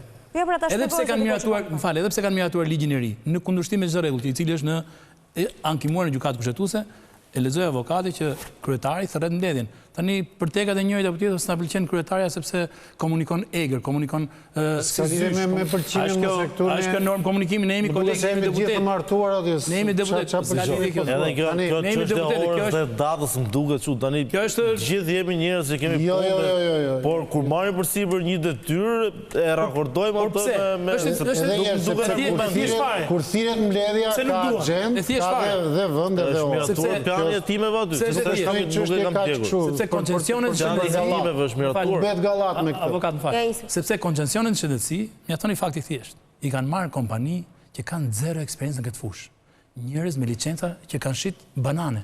Do ndalemi dhe të thelbi se asaj që po e njerëz që ka patur që Tani më falë. Tani. Por thënë këto gjëra, i kanë thënë gazetarët, i kanë thënë përfaqësues shoqërisë civile, edhe në dyert e institucioneve, por edhe në mediat e tyre. Opozita. Spektakël. Tani, pra për t'ju kthyer mazhorancës, ju si deputet të mazhorancës, e cila erdhi në pushtet në 2013 me një program për të reformuar shëndetësinë dhe shtyllat kryesore të programit ishin dhe këto koncesionet të cilat do zgjidhin jetën, shëndetin, falas. Përveç shëndetësisë falas, sepse kishte disa komponent, pra teorikisht ne kemi dëgjuar program i artikuluar me shumë detaje. Ju bezdis fakti që opozita po tenton sot të kërkojë llogari. Si, ku, pse ky programi juaj, nga një program që i bindi shqiptarët tek rotacioni 2013. Çdo më thënë bezdis. Po ja, bezdis në kuptimin primar, fjalë shqip është kjo. Pra ju bezdis fakti që po hetohet programi juaj i rëndësishëm politik, opozita ka për detyrë që ta bëjë këtë bezdisje, po përdorim termin bezdis. Po t'i referohemi përsëri Spakut, u katandis Spakut dhe gjykatës kundër krimit organizuar dhe korrupsionit, sepse dhe një vendim i ndërmjetëm i kësaj gjykate ka element shumë të rëndësishëm për një nga koncesionet e shëndetësisë, por na del që pas ka qenë një procedurë me shumë lek, me shumë financim buxhetor, sepse gjithë e dim që koncesionet janë buxhetore, pavarësisht se duket sikur ka investim privat, të cilët pas kanë shkuar ke ca shokë e miq të ministrave, zëvendës ministrave që erdhën nga Italia ku punonin zanate të dorës 2 dhe u bën titullar të shëndetit publik. Po, prandaj për këtë duhet mbajtur përgjegjësi. A ju bezdis juve që t'ju thras një deputete si zonja Vokshi, që është deputete e opozitës, dhe të kërkoj llogari eksponentëve politik dhe jo politik? Kujt i kërkoj llogari? Neve atje në komision? Po eksponentëve politik më shkak. Po dhe ju që keni qenë deputet dhe keni dhënë se keni votuar këto. Po ja për këtë ngatroni edhe një herë. Ajo s'është atje për na kërkuar neve llogari, para, pa diskutim. Ajo është përfaqësuese e qytetarëve. Ata që kanë votuar i kanë dhënë të drejtë. Edhe unë jam edhe i qytetarëve dhe i fshatarëve. Të bëjë një ligj, po edhe i fshatarëve, patjetër, ndjes që nëse se janë të dy kategoritë, nuk e përjashtojmë. Komisioni hetimor nuk është një komision ku aty i kërkohet llogari dhe bëhet ballavaçim mes palëve, një debat politik. Pra ka tjetër mision. Ai ballavaçim që thonë ju bëhet me instrumenta të tjerë parlamentarë. Ka pyetje, ka interpelancë, ka seanca. Edhe seanca të gjithore në një komision hetimor. Ja ka dalë kaq mirë që t'rregoj shqiptarëve çfarë nuk ka shkuar me. Po shqiptarëve le t'i tregojmë atë çfarë si ka. Po shqiptarët janë. Po më thoshin gjë tjetër komplet. Pra, pyetja ishte, a ju bezdisi mazhorancë fakti që një zonjë përfaqësuese disa qytetarëve. Nuk kemi në atje se do jemi llogari Albana Vokshit. Po qytetarët që kanë votuar Albanin kanë të drejtë përmes Albanës t'ju bëjnë pyetje si mazhorancë, si grup parlamentar që keni votuar. Nuk merr komisionin në pyetje. Nuk përgjigjen këta, përgjigjen personazhe. Po mirë, mazhoranca do pyetet. Fal, mazhoranca do pyetet ato aktor politik. Po ky është problemi. Biznesi ka fare. Drejton mbledhen atje dhe pas çdo fjale që mbajmë ne, drejtorët do pyetet. Edhe një herë, mbas çdo fjale që mbajmë ne, bën ajo një replik sepse këtu është problemi i mikrofonit. Kush ka atë butonin? S'do të abuzuar me. Pra, ti aq pushteti i jep dhe me atë abuzon. Aq pushtet ka deputeti opozitës dhe aq juve ju duket. Jo, ajo ka pas deputet tjera, s'ka qenë te bordi i Alpetrolit ajo për atë punë. Po tani ne flasim tani se kemi 11 vjet, 11 vjet që ajo është deputete opozite. Po pra po, në rregull dhe ti sa jep atë butonin me aq që ka në dorë ajo fillon abuzimin. Po bezdisni edhe nga aq nëse një deputet i cili ka ardhur aty me votën e qytetarëve. Jo, unë nuk bezdis, unë s'të lejoj. Unë s'të lejoj.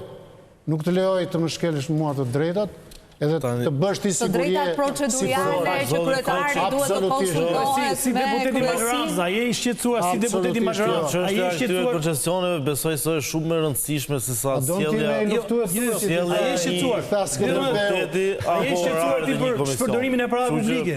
Kaq, je i shqetësuar ti si deputeti i majorancës. Unë jam shumë i shqetësuar se sa ty dhe gjithë PD-ja bashkë për atë punë. Po s'ta kam dëgjuar zërin një herë ta thuash këtë, ta ngresh një herë në parlament. Ti s'më ke dëgjuar mua. Në parlament. Po mirë më varet kur për shpërdorimin e telefoneve publike. Ti mund të ke me përdorim të përkohshëm. Zoti Gështeja të garantoj që zoti Petro është ndryshe, por nuk është lloji i këtyre ministrave që nga drejtor bëhen ministra si teknicien edhe. E kam ndjek. Edhe kanë kthyer partinë. Ngresh zërin thash për inceneratorin e Fierit. Për inceneratorin e Tiranës nuk funksionon, nuk ka incenerator. Janë 130 milion euro. Tani inceneratorët I dimi kemi drejtuar. Se ju jeni marrë shumë me koncesionet në shëndetësi. Po. Tani. Si e shikoni ngritjen e këtij komisioni? Pritet të prodhojë diçka ky komision? Çfarë mund të nxjerrë ky komision? Me gjithë avokatin që po I bëj zonjës deputete, e cila përfaqëson një numër caktuar deputetësh dhe ndoshta ai defekti I procedurës I konsultimit ose më duket ndoshta edhe pak pra e dhash edhe vërejtjen time. Mendoj që të dy këto komisione që janë ngritur, nuk janë ngritur në terrenin e dur politik, nuk janë ngritur si pjesë e një betejë të fort politike, pra forca që ndron ke opozita, zakonisht qytetarët, atë që është në opozit, ka një ndjesi më të mirë për ta dëgjuar. Ka një ndjesi më të mirë, pra kur dikush është jashtë pushtetit, jashtë. Pra, nuk I shoh, domethënë, një produkt I mirë që na solli këto dy komisione. Edhe objektet e ka për shembull kam rezerva të kem lyra se si nga 4 konvencionet e shëndetësisë që për mua është programi. Pra është programi politik. Nga shëndetësia fala, I cili përveç se program që kishte debate tjerë ka tani edhe pjesën se si është implementuar, se si po I jep rezultatet në spak. Shëndetësia nuk janë vetëm koncesionet, se dakor, te koncesionet ka shumë vend për të parë. Po të shikojnë buxhetin e shëndetësisë, to 4 koncesione kanë miliarda lekë dhe nuk I kanë për një vit dhe për një muaj. Ja ku jemi. Vlera e kontratës. Pra, në qoftë se ty të paguhet një instrument kirurgjik shumë më shumë se sa një aset. Kjo është pjesa e kritikës. Pra, unë mendoj që këto janë shumë të rëndësishme dhe janë pjesë e programit të Partisë Socialiste. Nuk janë vetëm histori koncesionet, janë ngritur gjithë ato spitale, gjithë ato sisteme. Ngritur gjithë spitalet pa instrumente s'punojnë, pa burime njerëzore s'punojnë, qofse ti çon lekët në check-up dhe s'ke lek për ilaçe dhe për profilaksi. Pra, ky është debati. Për hir të vërtetës, këto 4 koncesione janë programi politik. Tashmë jo vetëm janë anoncuar, jo vetëm I vënë në lëvizje, por edhe I zbatuar me ato defekte të cilat spaku po I tregon. Konflikti interesit po del.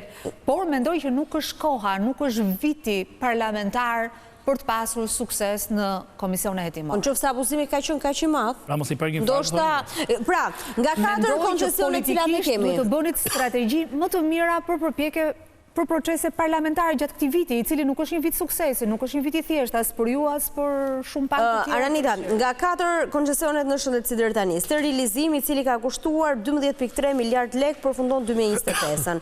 Shërbimi laboratorik 13 miliard lekë përfundon në 2029-ën. Check-upi 8.3 miliard lekë 2025-ën, po, 2029-ën, dhe hemodializa 7.9 miliard lekë në 2026-ën përfundon. Pra në total janë 42 miliard lekë kontrata. Cila nga këto koncesione ja ka vletur? Për vlerën në të cilën ato janë dhënë. Tani, ne kemi monitoruar prokurimet. E këtyre, të 4 këto janë bërë me procedura prokurimi. Pra asnjëra nuk është bërë me procedurë e tipologjisë propozimet pa kërkuara, të 4 këto kanë qenë program politik nga ministri I kohës, I cili ka qenë edhe pjesë e grupit punës që ka punuar për një program politik, pra nuk ka qenë një drejtor teknik që e bën ministër dhe promovuan. Për mendimin im të gjitha këto, kur është bërë gara megjithëse ka pasur konkurrencë, pra në rastin e të paktën e laboratorëve dhe sterilizimit konkurenca ka qenë, kanë shfaqur problematika shumë të mëdha, që në mënyrën se si është planifikuar, se si është analizuar, se si janë bërë analiza afatshkurtra dhe në mëtej se si janë skualifikuar apo keq trajtuar operatorë të ndryshëm duke ju dhënë shansin më mirë për të fituar operatorëve të tjerë. Për dhe një fakt të cilën shqiptarët ndoshta pa qenë ekspert prokurimeve mund ta kuptojnë shumë mirë. 2 nga këto koncencione I kanë zotruesit e tyre në regjistra biznesi që ne nuk e kuptojmë kush është. Si rasti incineratorëve të Tiranës, për shembull, që mbredhim edhe shohim kush e ka zoto, e ka ky, e ka ai, a e ka ministri, a e ka I dyti, a e ka... Kështu janë dhe këto. Në një rast kemi pasur dhe një konsulencë nga një operator ndërkombëtar i cili asistonte tenderin procedurën dhe ky konsulent bëri një analizë dhe tha gara ka këto defekte dhe kontraktori ka këtë problem. Dhe çfarë bëri autoriteti dhe nuk është koncesion as nga ato që kanë avancuar në hetimet e SPAK-ut dhe as nga ato që kanë avancuar në hetimet ose është në programin e punës ose atë programin e folur punës, se nuk e dim sa është miratuar një program i vërtet. Priti nga 2 vjetë sa i mbaroj kontrata këtij konsulenti të Bankës Botërore i cili asistoi dhe i dha këtë skanim të errët të tenderit dhe mbasi mbaroj kontrata atij e lidhi me këtë klientin, me të njëjtin që bëri analizën. Dhe tani, unë nuk jam mjeke dhe nuk do të flas si punojse e shëndetësisë, ka shumë organizata të cilat e analizojnë procesin e punës, intervistojnë palët në terren, por unë mendoj që të 4 këto koncencione nuk kanë qenë të duhur. Mund të them që njëri prej tyre ka diçka më ndryshe. Hemodializë. Nuk ka analizoj dot, në prokurim kam dhënë vrejtjes, por në post shka shërbyer. Jo për procesin, për në procedurën e prokurimit publik, të gjitha këto procedura kanë defekte shumë të mëdhaja dhe në qoftë se ne shohim ato që na zbardhi SPAK-u, të paktën, por edhe gjykata e krimit organizuar dhe korrupsionit, e cila ka dhënë një vendim të ndërmjetëm gjatë masave të sigurisë, mendoj që kemi të rastet konfliktit interesit dhe të vërtetimit që palë të ndryshme të cilat nuk ishin biznesmen të fushës, u promovuan si biznesmen thjesht sepse ishin shok dhe miq, dhe thjesht sepse në një farë mënyrë kishin lidhje të mirëfillta edhe ekonomike ose interesash me njerëz të cilët ishin pjesë e komisioneve të tenderimit. Atëherë çfarë mund presësh nëse një procedurë bëhet me korrupsion, kjo procedurë nuk do të jetë e shëndetshme. S'kemi si ta presim këtë. Pastaj për të mos thënë që kemi kontrollin e lartë shtetit i cili ka verifikuar, në 2 raste ka dhënë vlerësimin e tij për dëm ekonomik ose për problematika. Kemi shumë mjek të cilët edhe flasin edhe s'flasin, por tregojnë që kostot për disa sisteme janë të mbingarkuara. Kemi pajisje për cilat është treguar që shteti veti kishte investuar dhe s'ishte nevojë të kërkonin PPP për t'i ardhur privati, për t'i sjellë, për t'i investuar dhe për t'i marrë. Kemi dhe tjera që kemi dhënë shërbime të caktuara ekskluzivisht një operatori dhe nuk kemi marrë përsipër riskun, çfarë do ndodhë nëse ky operator cedon. Pra në një ekonomi ose në një sektor duhet ketë plan A dhe plan B, dhe sektori i shëndetësisë nuk është një sektor që ty të lejon që ti të dështosh, sepse nëse lajmet janë fatale, një ditë një sistem i furnizimit me oksigjen ose i furnizimit me energji elektrike ka dështuar ose ka ceduar, ose njëherë është rrezikon jetën.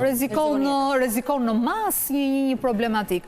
Pra, unë mendoj që prokurimet në shëndetësi janë ekspozuar, pra tani nuk kemi vetëm gazetar, nuk kemi vetëm punojës të prokurimit publik, di që ka pasur edhe vetë institucionet të shtetit të cilat kanë investiguar dhe kanë hetuar dhe kanë nxjerrë problematika, ndoshta ka pra tani jemi në momentin që koncesionet në shëndetësi nuk tregojnë histori suksesi, tregojnë histori problematike, tregojnë operator ekonomik të cilët nuk janë vërtet operator të sektorit shëndetësor, tregojnë operator ekonomik të cilët i kanë pronarët në vende këtu ose aty ku regjistrat janë shell. Shell do thotë që ti nuk ke të drejtë të dish pronarin, ke të drejtë të dish drejtorin. Pronari mund të jetë kushdo. Mund të jetë djali këtij, mund të jetë djali atij, mund të jetë një ministër, një ish-ministër. Kemi ne detyrim ligjor për të ditur pronarin fundor, përfituesin fundor? Ke një detyrim që nuk përmbush asgjë. Ke një ligj i cili të detyron të japësh pronarin nëse pronari ka 25% aksioneve, por nëse pronari është pronar veti 4. Po mirë është ta ndryshosh ligjin, pra që dhe kur ke 1% të shkruar. Mirë është të kontrollosh kontraktorin publik, ti thuash përpara se të marrësh, se është edhe një biznesi që bën biznes dhe ka pronarin e vet dhe mund të qëndrojë pronar në hije, dhe është edhe gjë kur ti ke. Po fillojnë këto hilet, po sa mundet të qëndrojnë në hije. Në prokurim publik ai ka për detyrë të verifikojë integritetin e atij që ka ardhur, kriteret e atij që ka ardhur. Pra ky Iliri që na vjen nga Italia është marangoz, shok klase me Ilirin që ka eksperiencë, kur është krijuar kompania? Apo është një Ilir që vërtet punon në sektor? Nga njerë këto yçkrat e ligjeve. Shiko, në qoftë se ka njërë sistematik punëtor dhe burokrat është mazhoranca. Sekret tregtar nuk ka kur është kontraktor publik. Ai që fiton tender është operator që ofron shërbim publik. Ai ka emër mbi emër, ai skanohet me integritet. Në qoftë se mazhoranca thot unë e di këtë, ky është kështu, po ky në fakt është shoku jot i klasës, je ke sjellë. Duhet të kërkohet, është ndjekje penale apo jo, është i dënuar apo jo, etj. Performanca në sektorin që është kërkuar, vlerësimi, Gjithë të përshkrim kaq të detajuar që bëri Aranita, mendoj se ky është momenti i duhur për këtë komisionet i morë. Pse? Sepse nga ky komisionet i morë, nëse bëhet hetimi i duhur, mund dalë që këto koncesionet kryesore në shëndetësi, a kanë qenë nuk po merre me pjesën e prokurimit, se ajo është pjesë që i takon SPAK-ut, po a kanë qenë politika e duhur e kësaj mazhorance për shëndetësinë, sepse nëse nga komisioni hetimor do dalë kjo që thotë Aranita që është një dështim total. Ka SPAK-u kemi ministrin, ish ministrin i cili është hetuar për këtë gjë dhe SPAK-u nxjerr përgjegjësinë penale individuale me ministrin. Unë them a janë dështim këto koncesione në kuptimin e programit politik. Kuptimin e programit politik. Instrumenti dur. Ndryshon ai programi politik, ka ardhur koha në 2025, thotë provojmë një tjetër. Kosto flasi për kosto 42 miliard lek. Tani nëse 2025 do vijmë me një program tjetër që do jetë prapë 50 miliard lek, qytetarët do shohin me dyshim. Nëse kjo del histori suksesi, patjetër që mund të jetë mbështetje për Partinë Socialiste. Pyetja është, pra nëse kosto e këtyre ishte 42 miliard lek, a është shëndetësia falas apo jo siç u premtuan 2013-ën? Kosto është më e madhe, sepse po të shohim në shumë prej atyre ka edhe burime njerëzore që janë shkatruar në sistemin e shëndetësisë. Pra nëse ne shohim që sot është paguar për një bisturi më shumë se sa është paguar për një shëndetësi falas nuk do të thotë dorë kirurgu do paguash në sistemin publik, atëherë kemi atë rezultatin që mjekët na ikin, mjekët na largohen, në sistemin kemi shumë pak mundësi për të operuar në sistemin publik, etj. Pra, në një farë mënyrë kostoja më vërtet është miliarda, po kur flasim për sektorin si shëndetësia, kostoja është e pa rikuper, pra nëse bëhen gabime nuk rikuperohen aq lehtë, nuk janë dëme ekonomike të cilat hajde vjen buxheti vitit tjetër dhe fillojmë nga e para. Po, nëse rezultatet e check-upit nuk bëhen siç duhet dhe del një rezultat tjetër, detyrohen pensionistët e shkret t'i bëjnë dhe njëherë analizat nga e para për të vërtetuar. Tani këtë ta tregoj nga eksperienca personale. Të nxorën pensionistët, të nxorën burra shatë. I kanë bërë nga 3 herë analizat se i kanë dalë sa rezultate në check-up që si kanë ditur kur më para. Kështu që kosto është ajo në fund ditës, edhe pse këtë nuk e faktojmë dot. Sigurisht është përgjegjësi konkrete. Nëse të quash sukses këto koncesion është mos jetosh në Shqipëri, të quash sukses. Është një dështim i plot. Mjafton të referosh fakte që tha zonja Brani. Tani rast pas rasti për shumë janë afera korruptive. Janë afera korruptive. Nuk është thjesht... Unë vetë nuk është se preferoj koncesionin si metodë. Janë afera korruptive. Unë do thosha, SPAK-u apo gjykata drejtësia duhet flasë edhe për shkeljet barazisë në tender. Pra, në koncesionet. Megjithatë, zoti Gështeja, të mos jemi kështu. E di çfarë do thotë barazi në tender, është një vepër penale që parashkruhet. Që do thotë që nëse vepra është bërë në 2016 dhe 2017, SPAK-u sot, si është parashkruar. SPAK-u sot nuk fillon dot çështje, pra drejtësia është që ka ujkun këtu, ujku thotë jam ujk. Kur i ka kaluar afati për të ndjekur penalisht. Ajo është shqetësim nga ana ime, është diçka tjetër. Të gjitha hetimet, të gjitha mbyllen në momentin për shembull, unë po referohem prapë koncesionet e dhënies së koncesionet incineratorëve, po edhe koncesionet tjera. Kur vjen momenti se e pregu pak Aranita, kur vjen momenti që shkojnë drejt mbylljes, drejt mbylljes kontratës, atëherë fillon hapet çështja në SPAK. Mjafton rasti i Elbasanit, i hetimit të koncesionit të Elbasanit. I Firit, po ashtu, shkojnë sekuestro e Elbasanit, incineratori i Elbasanit ka shkuar në sekuestro një ditë përpara se të mbyllej kontrata. Kontrata i papat shkurtër, po ke Tiranën ti që e ka 30 ca. Shkoj në njëjta situatë kemi edhe në Fir. Kemi Tiranën që jo vetëm opozita, mediat, analistët, gjithë kishin denoncuar dhe sot që ne flasim e ka në menaxhim, e ka marrë drejtësia në menaxhim vetë nga një institucion publik. Dhe qytetarët vazhdojnë të paguajnë të njëjtën tarifë përsëri siç paguante tek privati, që është ulurice. Ndërkohë që duhet ndërpritej, çfarë thot kontrata, që e kam lexuar me detaje, në momentin që kompania nuk investon, për 18 muaj duhet prishet kontrata. Gjova para pak ditësh kryetarin e bashkisë që tha duhet fillojë ndërtimi i inceneratorit Mirekam në 2023. Absolutisht e gabuar. Ndërtimi i inceneratorit fillon në vitin e dytë pas lidhjes kontratës. Pra duhet fillojnë në 2019. Po ka ca kushte që ky autoriteti duhet i bëj, për shembull duhet i japi një leje, duhet i japi një kështu, absolutisht i ka marrë të gjitha dhe ka kaq shumë detaje puna dhe këta drejtorët, ne shohim sot në SPAK, nuk janë kaq të thjeshtë, kaq gabimisht kështu që mjafton një fakt, një pikë kontrat. Janë të sofistikuar në formatin e tyre. Mjafton të ajo kontrata një pikë e kontratës. Ajo kontrata do ta ndërtoj, ai do ta bëj investimin, po kush e jep lejen për investimin? E jep autoritetin, nëse autoriteti e ka vonuar, ai pala private dihet në të dëmtuar. Çmimi, kështu që prit se hallir sa bëre kontratën. Plani biznesi se si është bërë plani biznesit për ta arritur ky çmim që ka dalë nga prokuroria. Me gabime. Çesharake.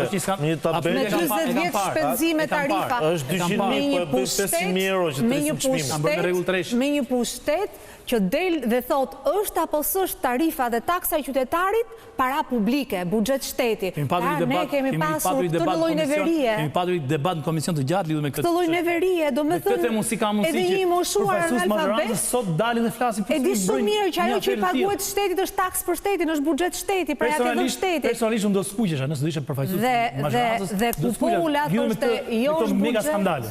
Jo s'është buxhet. Zoti Koshem, kur është thritur mbledhja e radhës e komisionit? Keni informacion pa? Nuk e di.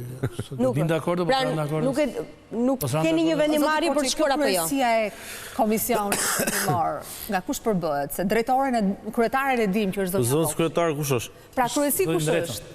Flaren Dreca. I cili ai së bashku me Milva Ekonomin akuzohen, le të themi thonjësa nga Saliani se kanë konflikt interesi për çështjen. Dhe ka kërkuar. Kush është ky Saliani? Është tjetër komisioni. Përfaqësues i popullit. Albana Vokshi. Madje është nga ata që është votuar më shumë. Është prokurori i popullit, ë? Jo, të lutem mos. Prokurori i popullit. Tani fjalën prokuror, është deputet. Ai është kolegu juaj dhe duam apo s'duam ta çmojmë si individ, është i votuar.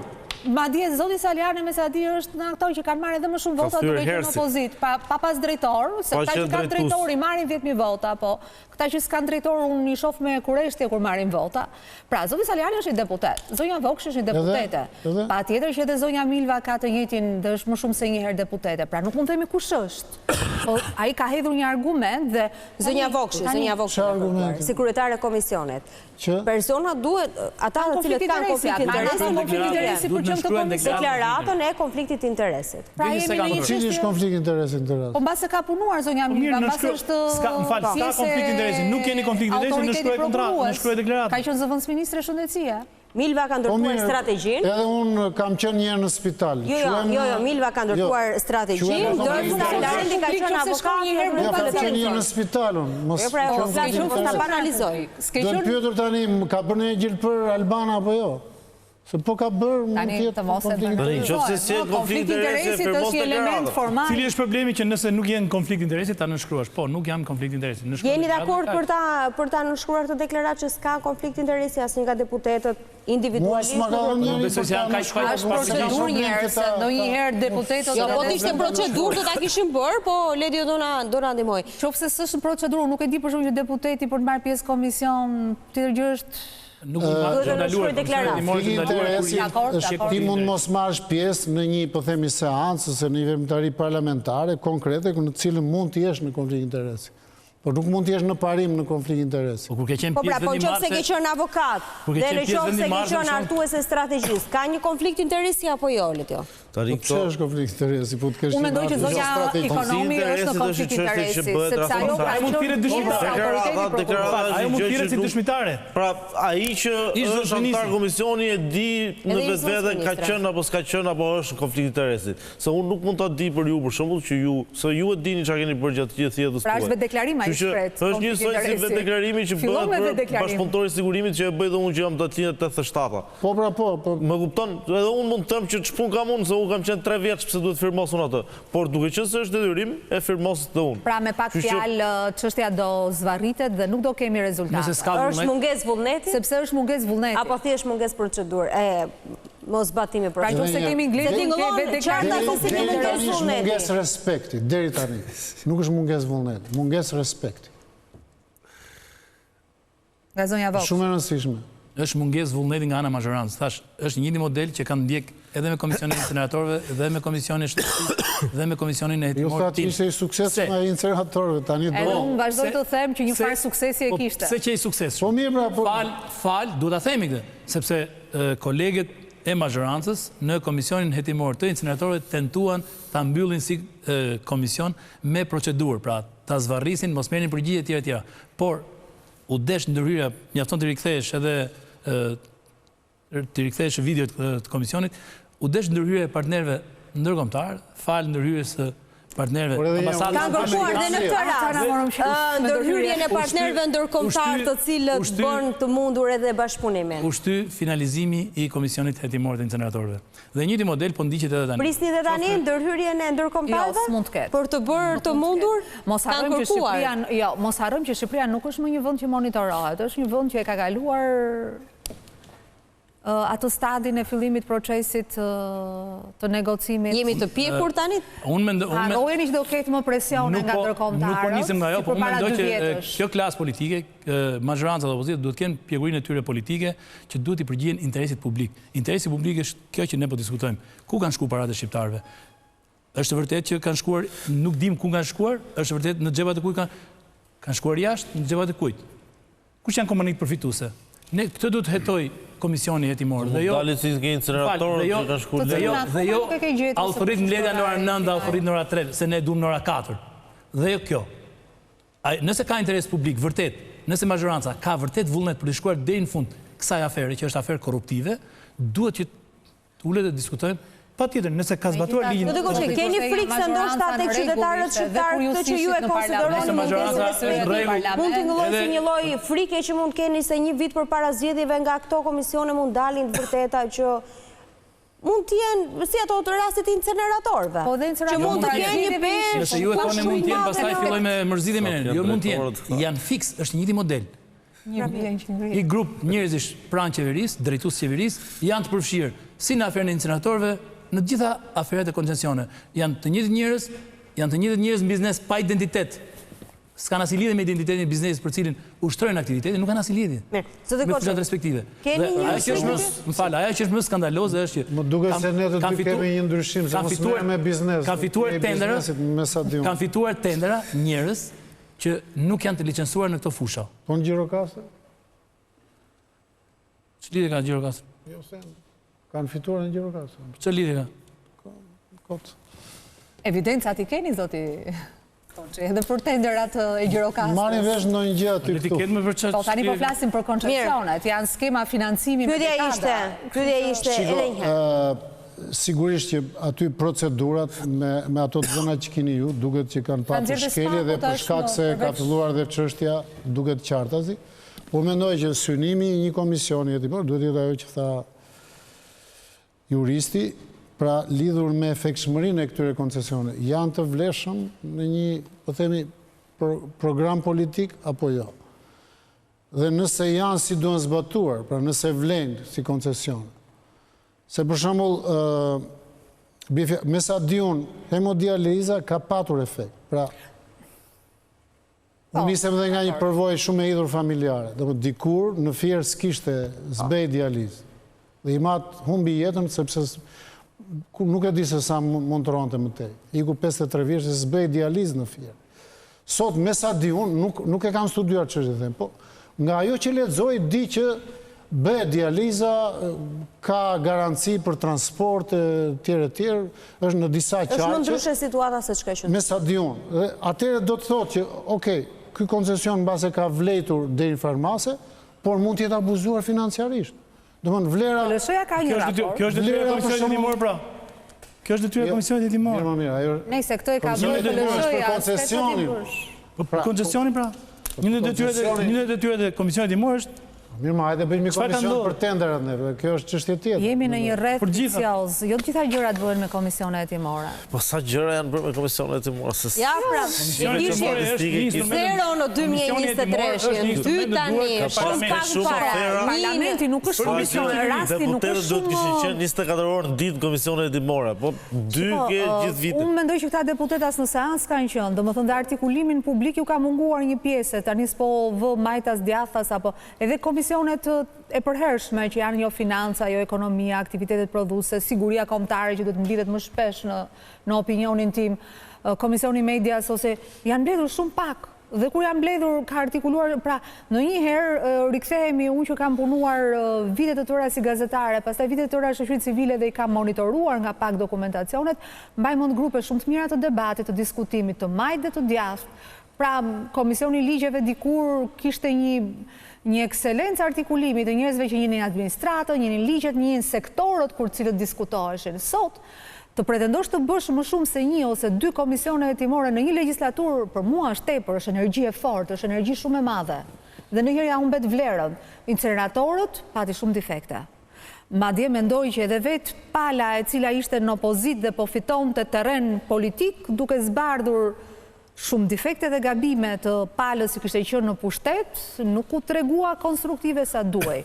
Por ishte një komision shumë i mirë në sytë e publikut, në sytë atyre që punojnë për llogaridhënie, solli një material shumë të mirë, madje mund mendoj që edhe Spaku ka shkuar në atë trase të logjikës hetimore dhe nëse do ketë rezultate, dhe Spaku ka akoma gjëra për të hetuar aty.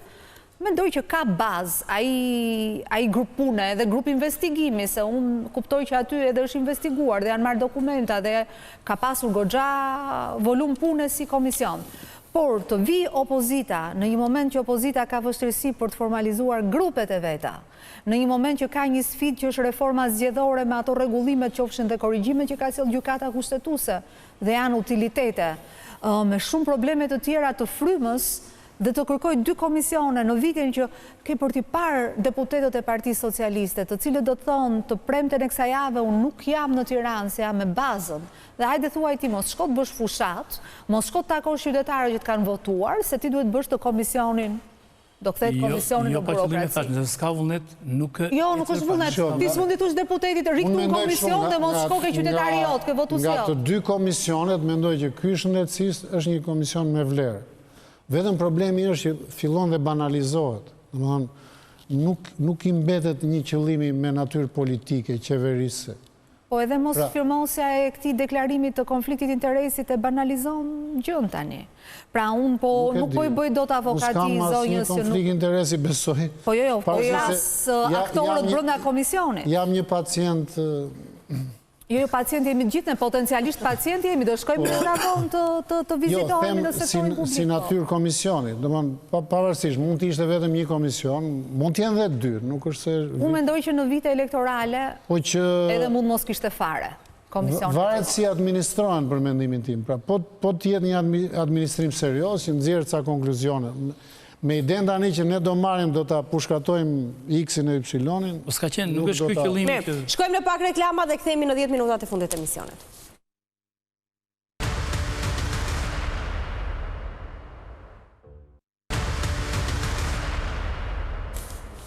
Ndalemi në pjesën e fundit të emisionit dhe do të flasim tashmë edhe për Spakun edhe për drejtsinë, se si po ndikon edhe skenën politike në Shqipëri. Aranita, keni nxjerrë së fundmi një raport, tenderat me flamuj të kuq. Çfarë është një qëndrim? Qëndrim. Atëherë ne kemi qenë në 2016 që skanojmë tenderat. Fillimisht kemi filluar në pushtetin vendor, 2015 kur për fat mirë skena politike kishte më shumë kryetarë të dy kave politike, pra kishte pak më shumë diversitet, me dy institucione të rëndësishme siç është ARSH-ja dhe pra Autoriteti Rrugor dhe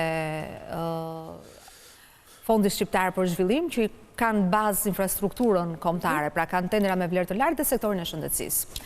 Dhe ajo që ne kemi anoncuar është që Spaku duhet hetoj më shumë dhe tendera më të mëdhenj, sepse ne në ato metodologjinë tonë të ngushtë, që vëmë nga një flamur të kuq kur shohim element defektos të garës, na rezulton që në disa sektor, numri tenderave me flamur të kuq, pra me indicje për parregullsi të garës, kundrejt total numri tenderave është gati 90%. Shumë. Nuk ka qenë i tillë as më përpara. Do me thënë shëndetësia ka qenë më lartë, por më vonë kanë shkuar këto institucionet e infrastrukturës publike të cilët bajnë. Ka pasur një vit që ka qenë në këtë nivel në 90%? Jo, vjen në rritje kjo. 3 vjetët e fundit ndikohet dhe më shumë. Pra bashkit kanë qenë që kanë përmirësuar indikatorin në mandatin e mëparshëm dhe janë sepse ishte vit elektoral, ndoshta? Jo, ndoshta, shiko, ka dhe diçka tjetër që ndonjëherë edhe autoritetet prokuruese rregullojnë gjëra brenda llojit, pra gjithmonë e gjejnë atë formën e tyre. Ne kemi skanuar tenderat të cilat ju bëshin shtesa kontrata pa bërë justifikimin sepse ishte bërë. Tani me legjislacionin, me ndryshimet e ligjit nuk lejoheshin më shtesat. Tenderat të cilat skualifikohen të gjithë operatorët që kanë vlerë më të vogël dhe fiton ai që ka vlerën më të lartë. Apo tenderat të tjerë kur nuk garë merr pjesë vetëm një operator, megjithëse gara është e hapur dhe këtu tregon që diku është dhënë një shenjë preferencës ose është krijuar një kriter i preferencës dhe në garë shkon vetëm një operator i cili ka kriterin brenda. por niveli shumë i lartë i tenderave me red flag dhe ne kemi vetëm 5 indikator risku.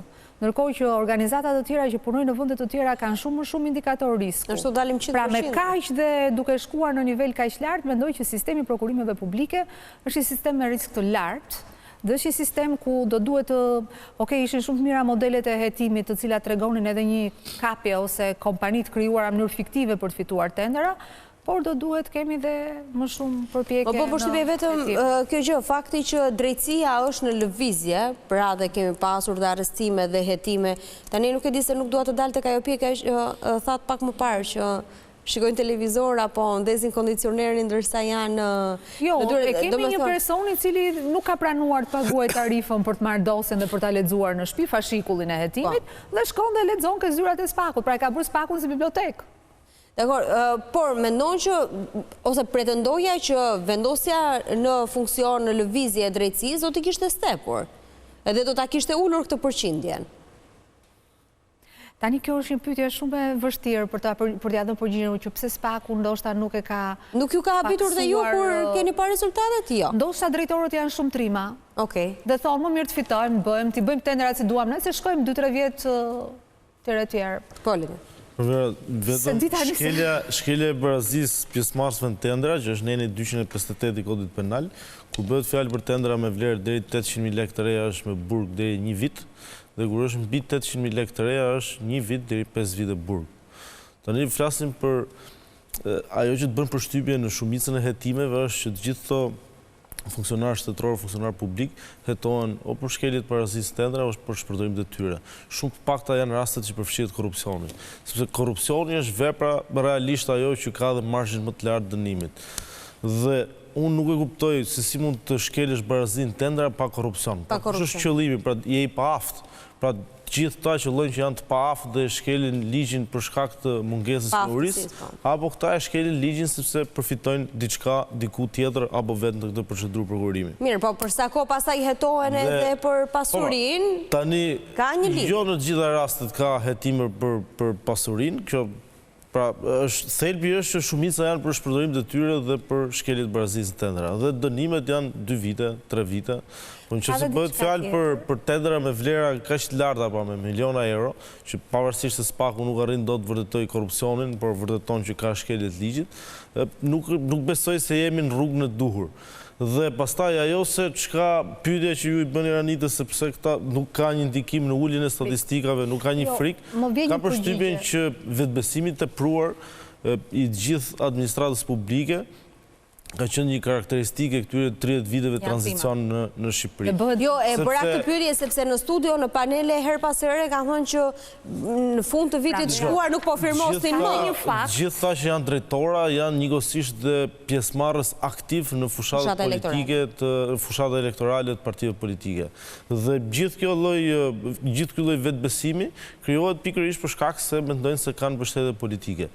Tashmë me funksionimin e spakut, sidomos të 2-3 vitet e fundit, duket se ka një lloj mungese garancie në lidhje me këtë aktivitet kriminal që këta kryejnë. Por unë them që është më afatgjatë se kaq për të parë a do ketë realisht efekte apo jo. Ka dhe diçka tjetër, se ne shikojmë shumë dhe ndonjëherë ngrihet një komision hetimor dhe merremi tani pse ky kryetari dhe këta antarët e tjerë në këtë vit që është vit elektoral ka diku në agendën e parlamentit dhe të qeverisë për iniciativat ligjore një kod penal të ri, i cili është vendosur në agendën në plan pune për 3 mujorin e 3 të vitit. Pra i bie diçka nga tetori. Do emision vete. Ai do emision në vete, por konsultimi për atë draft nuk është konsultimi hapur, po bëhet me institucionet. Dhe unë kam arritur të garantoj, të siguroj 3 drafte të një pasnjëshme të kodit penal, të cilat janë hartuar nga grupe pune, nga grupe oponence, dhe tashmë është dhe drafti i cili ka shkuar institucioneve përgjegjëse për konsultim ose për marrje mendimi. Dhe ka aty një problematik që veprat në detyrë i trajton me një përqasje pak më të butë se kodi aktual. Shpërdorimin e detyrës dhe pikërisht pabarazinë në tendera. Dhe kam përshtypjen që ka edhe një indicje politike Edhe kjo mënyra se si kodi penal po merret kështu në tryeza ose në institucione të mbyllura, pra ne duhet marrim burimin e brendshëm na japi draftin, se besoj as parlamentit nuk i ka shkuar akoma ose mund të ketë shkuar vetëm në parlament, patjetër do ketë nevojë për konsultim. Një kopje mund të ketë shkuar për njohuri, për dieni, por nuk ka shkuar për procedurë, pra nuk është futur në kalendar, dhe kjo ju ka dhënë mundësinë të kuptojnë që më bëjni këto, firmosni, se kjo është ajo, firmosin shefat dhe drejtorët, dhe ata që janë titullar politik, sekretar, ministra, etj, ata nuk firmosin asnjëherë dhe nuk shkojnë asnjëherë në SPA. Autoriteti kontraktor. Po, këto grupet e punës ose grupet e tenderimit. Firmoseni se kaq është këtu, nuk është më 5 vjet, po është 2 vjet. Firmosu se kur të dali kjo është parashkruar fare. Pra, është dhe kjo hëmëse 2 vjet do bëhet shpërdorimi, hëmëse 2 vjet do e bësh këtë, hëmëse i bë burri kaq kohë se janë të bësh për kaq lek. Pra është edhe ky lloj mentaliteti dhe është krim i organizuar ky lloj mentaliteti.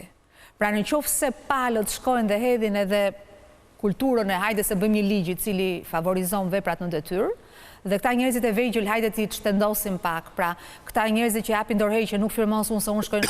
Doli tek përgjigjet e drejtorëve të fundit të dosjes që ishte e fundit, që ç'a bëj unë se mund të a do më mbroni, a do më merrni përsipër. Po, të marrin përsipër. Edhe ligjin, edhe kodin penal po e shohin një çik si me favorizime për këta lloj kategorish. Dhe kjo duhet ishte betejë e palëve në parlament, e palëve të dershme në parlament, sepse patjetër që ka aty dhe deputet të majtë të djathtë, të cilët nuk veshin çdo lloj kostumi, të cilët nuk kanë hyrë në politik nga dera e drejtorëve, po kanë hyrë si eksponent politik.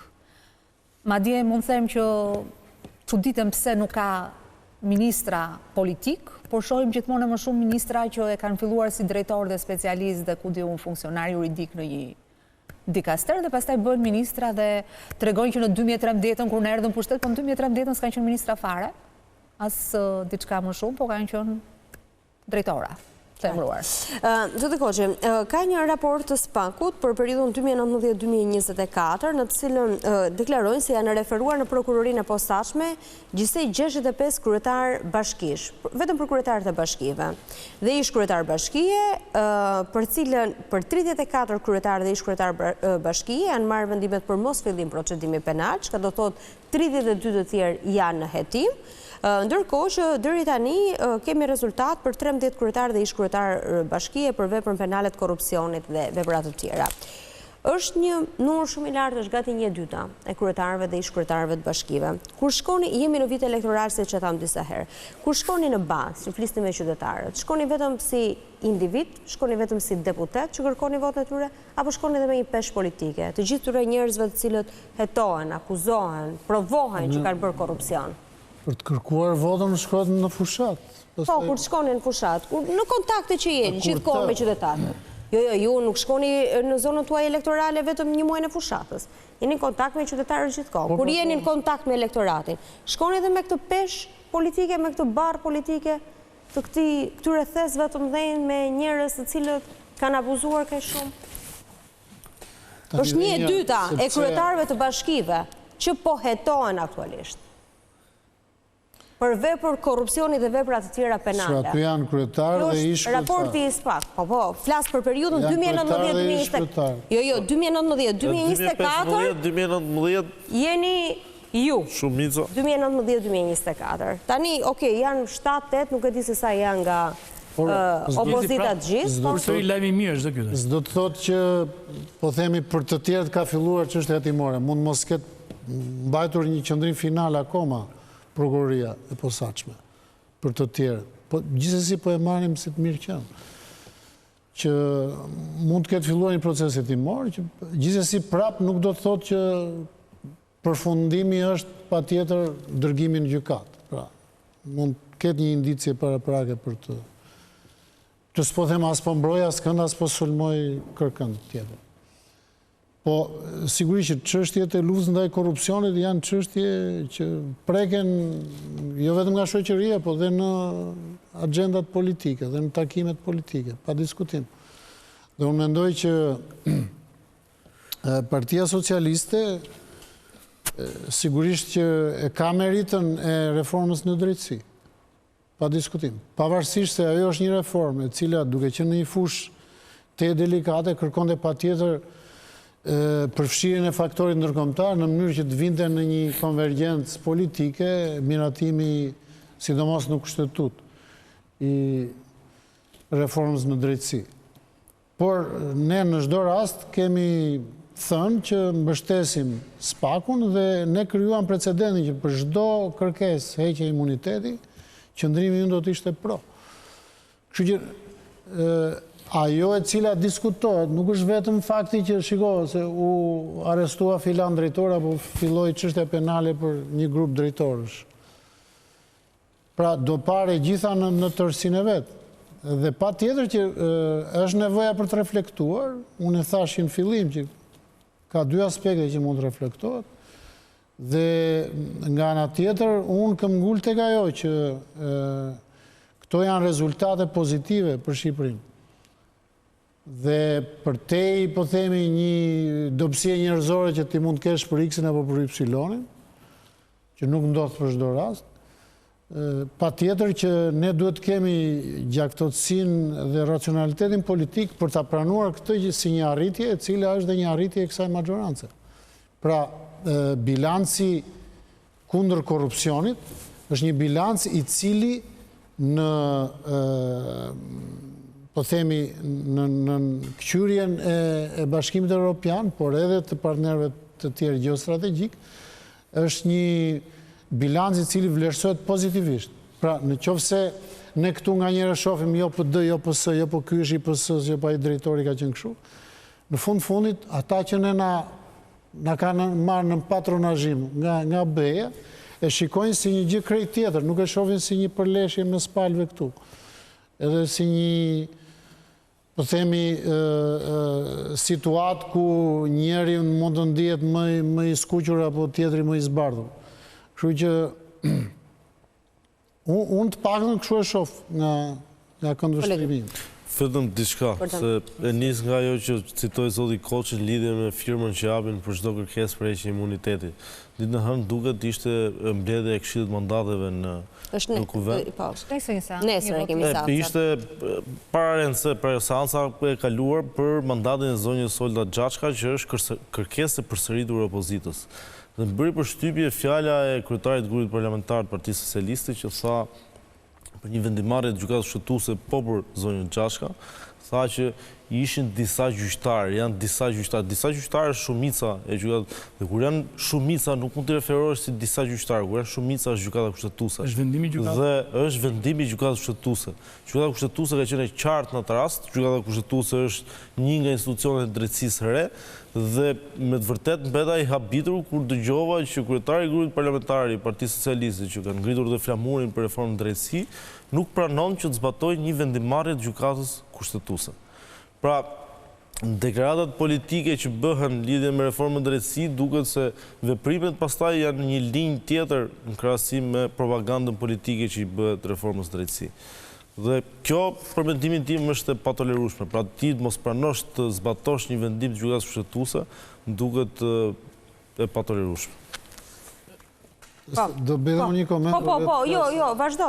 Atëherë, lidhur me këtë që ne po diskutojmë, unë nuk jam këtu për të marrë flamurin kush e miratoi reformën në drejtësi, majoranca apo opozita. Ajo që unë dije që është publike, janë 140 votat majorancës dhe opozitës që kanë miratuar reformën në drejtësi. Pra nuk kemi arsye pse ta marrin njëra palë apo tjetra. Dëgjova raportin që ju sapo lexuat, raportin e SPAK-ut, unë do thosha që ne jo çdo gjë do ta presim nga SPAK-u. Pse e them këtë? Ne kemi shumë organe të tjera që në ekzekutiv apo dhe në pushtet vendor që paguhen me taksat e qytetarëve shqiptar. Pra kemi audite në çdo institucion, audite të brendshme, siç kemi audite që ministrit kanë mbi institucionet e varësisë, ashtu që kemi edhe audit të kryeministrisë që kontrollon institucionet e varësisë. Unë nuk di të kemi një raport nga këta lidhur me shkeljet që ne po flasim. Pra, nëse secila nga këto hallkat do të funksiononte, unë jam i sigurt dhe i bindur që nuk do ishim përpara këtyre fakteve. Mund ta lexojmë pozitive punën e SPAK-ut, është pozitive, por nuk besoj që lexojmë pozitive punën e qeverisë. Pra, puna e qeverisë do lexuar negative, pra janë tregues negativ për qeverinë. Për SPAK-un po janë tregues pozitiv. Dhe për faktorin ndërkombëtar mund t'i lexoj si tregues pozitiv gjithë këto që ne thamë, që gjuam këtu. Zoti Koçi, kishit një koment fundit për ta mbyllur? Atëre, sigurisht që po themi luft ndaj korrupsion nuk mund ta bëj vetëm SPAK-u. Duhet ta bëj dhe politika, dhe qeveria, në të gjitha nivelet. Dhe shoqëria mund të jetë më aktive me të gjithë, po themi, entitetet e veta, qofshin quhet shoqëri civile apo shoqëri diku e përfaqësuar, jo tamam politikisht, por në nivele le të themi të ndërmjetme. Në rastin e mandatit të zonjës Gjaçka, parlamenti nuk është si në rastin kur shqyrton kërkesën për heqje imuniteti. Është komplet ka një procedurë tjetër ku parlamenti shprehet në mënyrë thelbësore në raport me papajtueshmërinë ose jo të pozicionit të një deputeti apo një deputeti. Kushtetuese e ka thënë e zeza mbi të bardhë që parlamenti nuk merret me themelin. Merret vetëm me anën formale dhe ka detyrë që t'ia çojë gjykatës kushtetuese. Unë kam lexuar të hënën e rilexova vendimin. Kam qenë zëvendës ministër dhe kur KQZ-ja shpalli rezultatet e zgjedhjeve, dhash menjëherë dorëheqje sepse lexova mirë dhe kushtetutën dhe ligjin për statusin e deputetit. Dhe shprej qartazi që çdo të thot papajtueshmëri mandati. Kështu që unë mendoj që në rastin konkret gjykimi im është krejt i pavarur në raport me politikë. Pra nuk është si rasti i zotit Beqa, i cili i shequr njëherë mandati, sepse në kohën kur ishte zgjedhur deputet, nuk ishte filluar funksionin. Vazhdon dhe aktivitet tregtar. Kishte lidhur një kontratë të mëparshme dhe ajo vazhdon të zbavoj dhe përfitonte të ardhura nga shteti, gjë që s'lejohet. Edhe roje nuk mund të jesh në shtet. Në momentin që në ditën që kjo është detyrë e gjykatës kushtetuese për ta gjykuar këtë.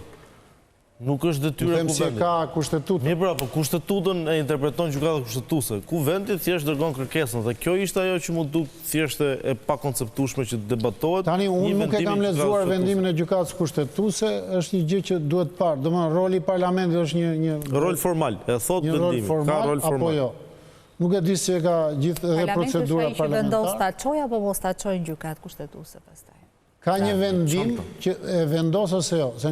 Por ndryshe pasaj gjykata kushtetuese le ta shqyrtoj pa marrë. Ja, por organi është kuvendi, nuk mund tjetër organi 1/10 e deputetit. Parlamenti nuk jep leje. Nuk jep leje. E shqyrton. E shqyrton çështjen. Parlamenti nuk shqyrton themelin, pra ky është theli. Pastaj se në raport është ky vendim gjykatës kushtetuese me procedurën parlamentare është. Për më shumë do të shohim ditën e nesërme. Zoti Gështenja, zoti Koçi, zonja Braha, zoti Brau, faleminderit që ishit mbrëmjen e sotme në Quo Vadis. Faleminderit të gjithë ju të cilët na keni ndjekur. Natë e mirë.